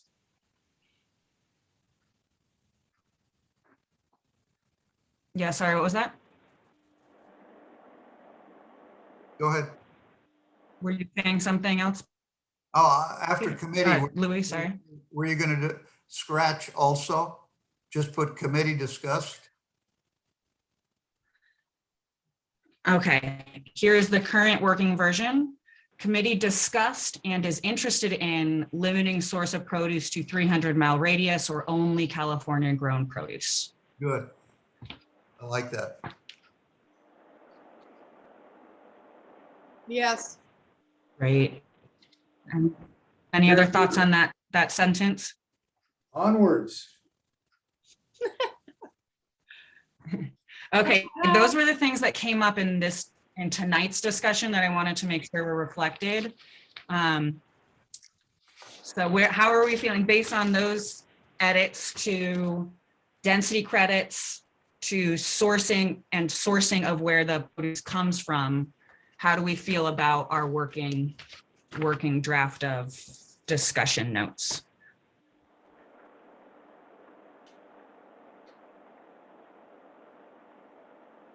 I like them. Yeah.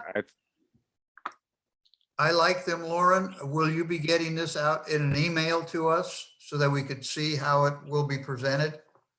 Okay.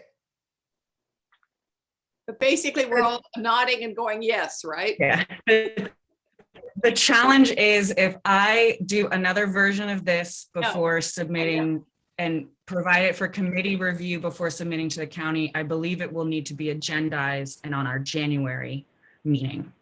I was hoping we could wrap this up tonight and vote on it and send it back to the county tonight, but we're already, 15 minutes over our regular meeting time. So I guess the strategic conversation is, do you want to see this revised version again in January before voting to send to the county? I'm okay with what you have read in the 2 or 3 revisions. Or correct me if I'm wrong there on the process with.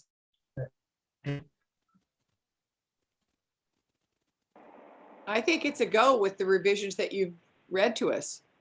I'm personally ready to approve this, subject to just the modifications that we've made today. Yep. I concur. Can I just have one comment, and it's just a correction that needs to be made on the guidelines. And it's under temporary, let's see. It's under types of farm stands. So the B section, number 2, D, a produce dealer's license issued by the California Department of Food and Agriculture will be required. It's not issued by San Mateo County Agriculture Department. So I was thinking, Lauren, you could put that under, I think you have a section called types of farm stands.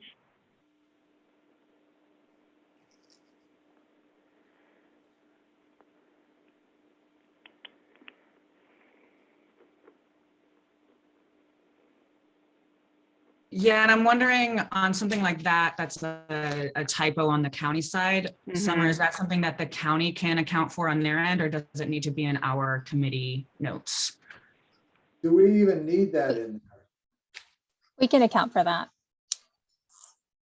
The county can. Okay. Yeah, Laura had said she would, but it's just never come up again. I just don't want it to slip through the cracks. Yes. And oh, sorry. I was just going to also add, Lauren, if you want, if the committee, when you send the comments, to me, the final draft, if you wanted to CC all of the members, then they'd have a copy as well. If they wanted to kind of see a final, but not actually, agendize it for January, they'd at least get a copy if you wanted to CC them when you send it over. Great. Louis, I just want to circle back and make sure, is that what you were asking for, or would you like to see it before it's sent to the county? Are you addressing me? Yes. Yeah, I you- just wanted to make sure we addressed your question. Yeah, I thought maybe you could send it out whenever you finish drafting it up as an email to us. Certainly, I just wanted to make sure you weren't asking to see it before we send to the county. No. Okay, great. So I will incorporate the notes that we discussed. What I'll do is I'll take what's written here that we agreed to, type it into the main document, send it to the county with all committee members CC'd. After we pass a motion saying we're okay to do that. If that works for everyone. Did Bill make the motion already? No, I haven't. I'm ready to. I'm waiting. Go for it. I move that we approve. Please insert the name of this document for submission to the county. I'll second it.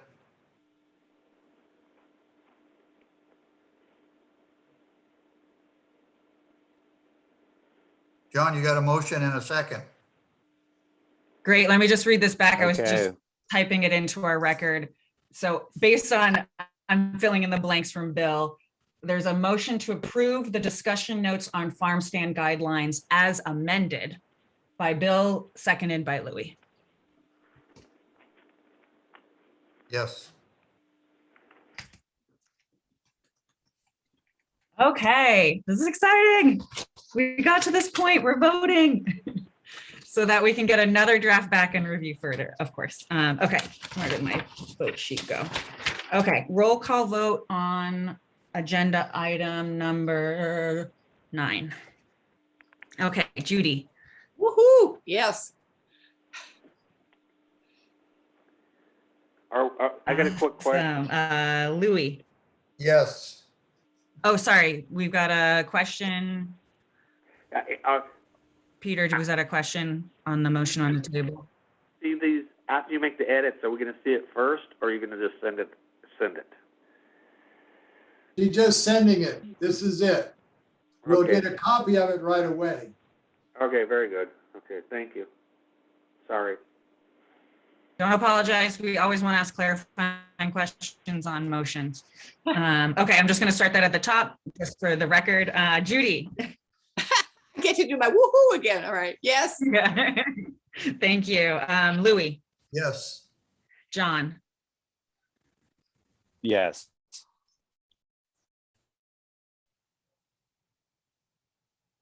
John. He said yes.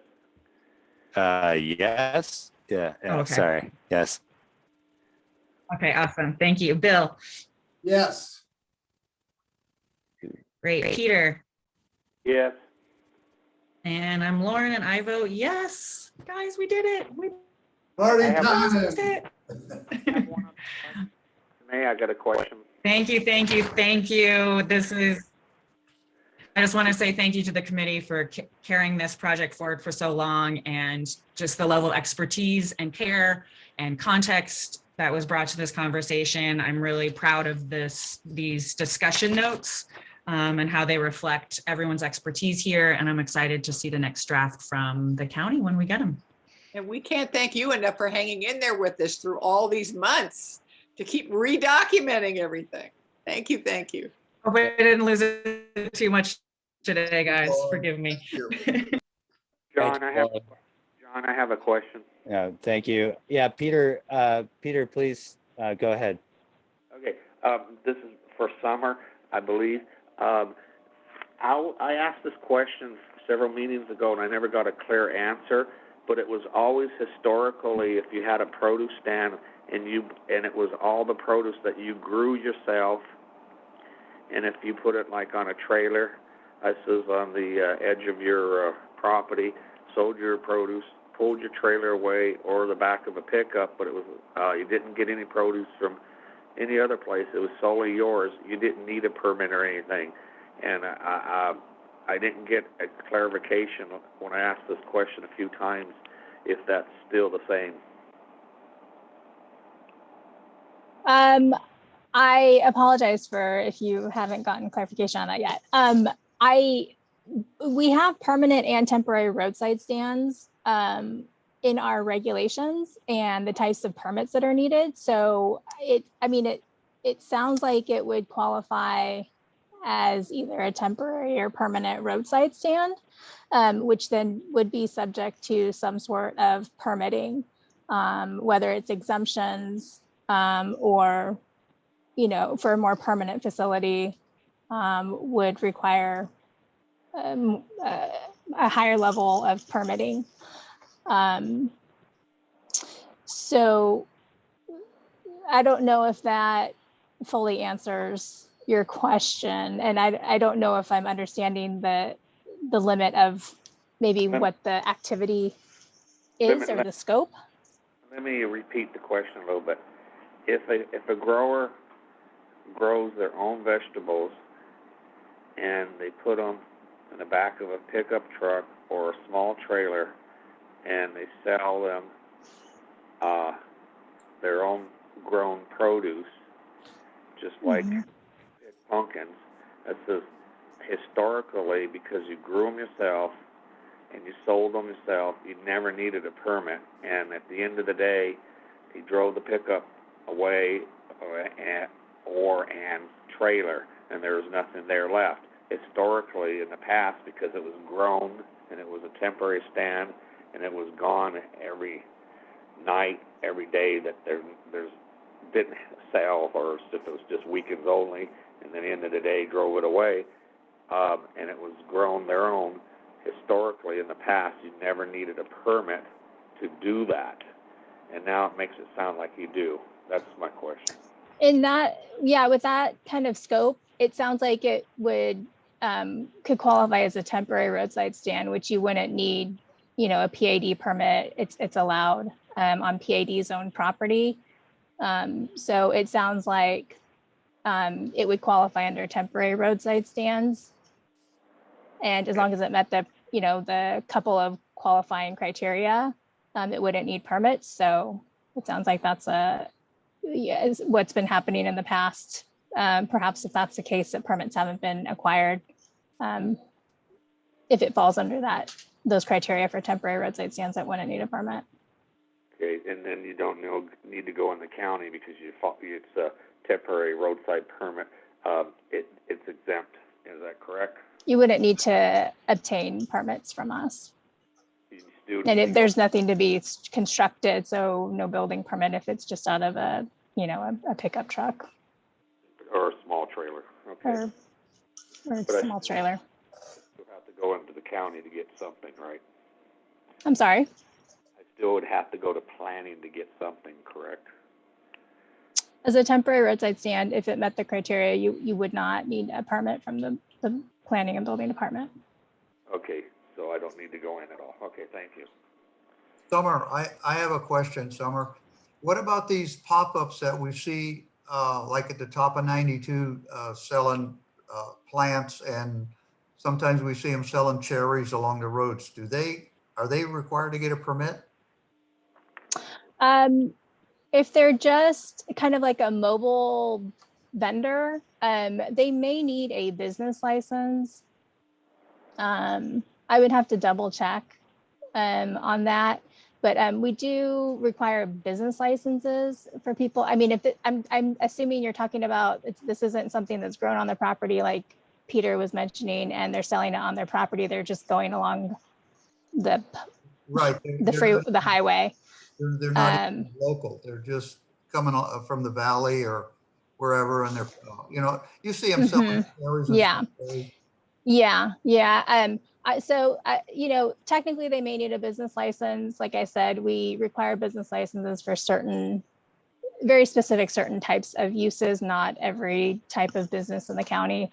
So they may need a business license. I think probably part of the difficulty in those types of facilities is if they are truly, in one spot at one day and another spot at another day, it's probably a bit difficult to enforce, or someone that's constantly moving around.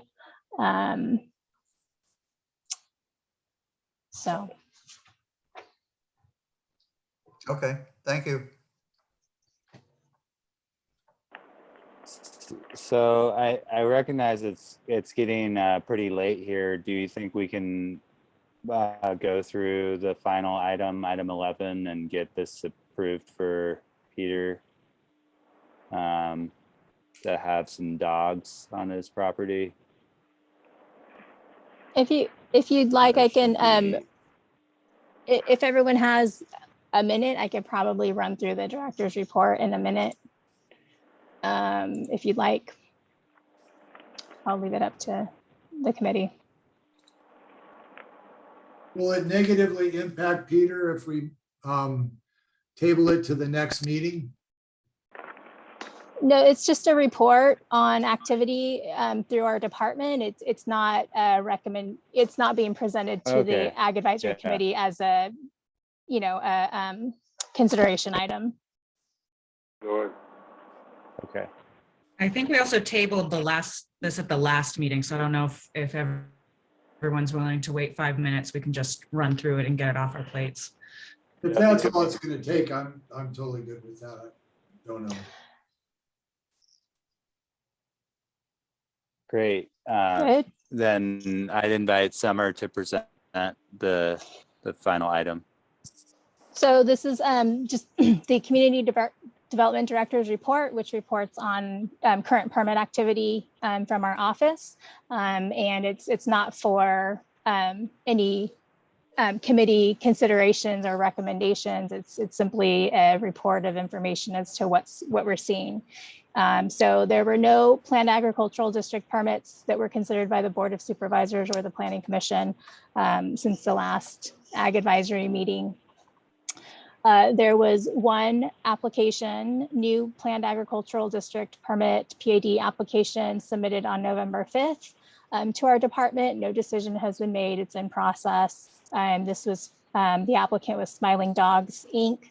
The location is 123 Seaside School Road in Pescadero. Property owner, Peter Markey and Sons, Inc. And this is for Smiling Dogs, Inc. has submitted an application for an after-the-fact PAD permit, coastal development permit, and kennel permit to allow for a dog walking operation on the property via a maximum of 75 dogs per day. And it would be, the operation is conducted during weekdays, Monday through Friday, 10 a.m. to 3 p.m. No weekends are included in that. And legalization of a 5-stall carport structure. And so, like I said, that application was just submitted on November 5th to our department and is in process, and it will eventually come to the Ag Advisory Committee for review and consideration. There is one rural CDX, coastal development exemption application that was submitted during this past month, and that's in the attachment to the director's report, PLN 2021-00454 for coastal development exemption for modifications to an existing cellular facility located at 1000 Pescadero Creek Road in Pescadero. And there was the Coastways Ranch, Inc. Has an application in for an ag preserve contract. The Agricultural Advisory Committee considered this project at its May 8th, 2021 meeting and recommended approval. And so that application went to the Planning Commission on November 10th, and the Planning Commission also made a recommendation for approval, and it is going to the Board of Supervisors tomorrow, December 14th. For consideration for a new ag contract on Coastways Ranch property at 640 Cabrillo Highway in Pescadero. And just additional comments or announcements, the next regular AAC meeting will be on Monday, January 10th, 2022. Sorry, that's a mistake. I put us back to last year. So January 10th, 2022. And as I mentioned earlier in the meeting, the Ag Advisory Committee vacancies, the 4 vacancies are still open. And the Board of Supervisors, as of last week, the 6th, December 6th, the update was that they were in process of finalizing a subcommittee to start the interview process, review and interview process for that. And just that the Ag Advisory Committee meetings will continue to be held via video conference until further notice based on latest COVID guidelines. So that completes the director's report. If you have any questions, I'm available.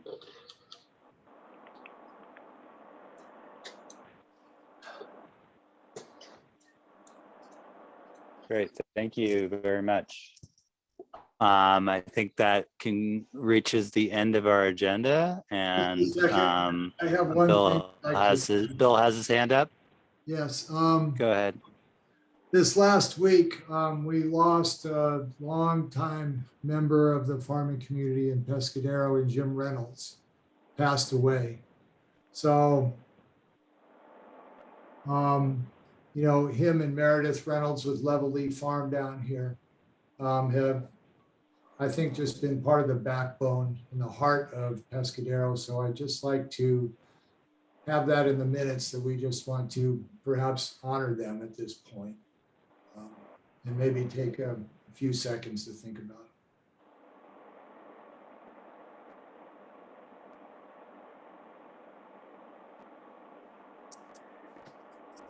Thanks, guys. Thank you, Bill.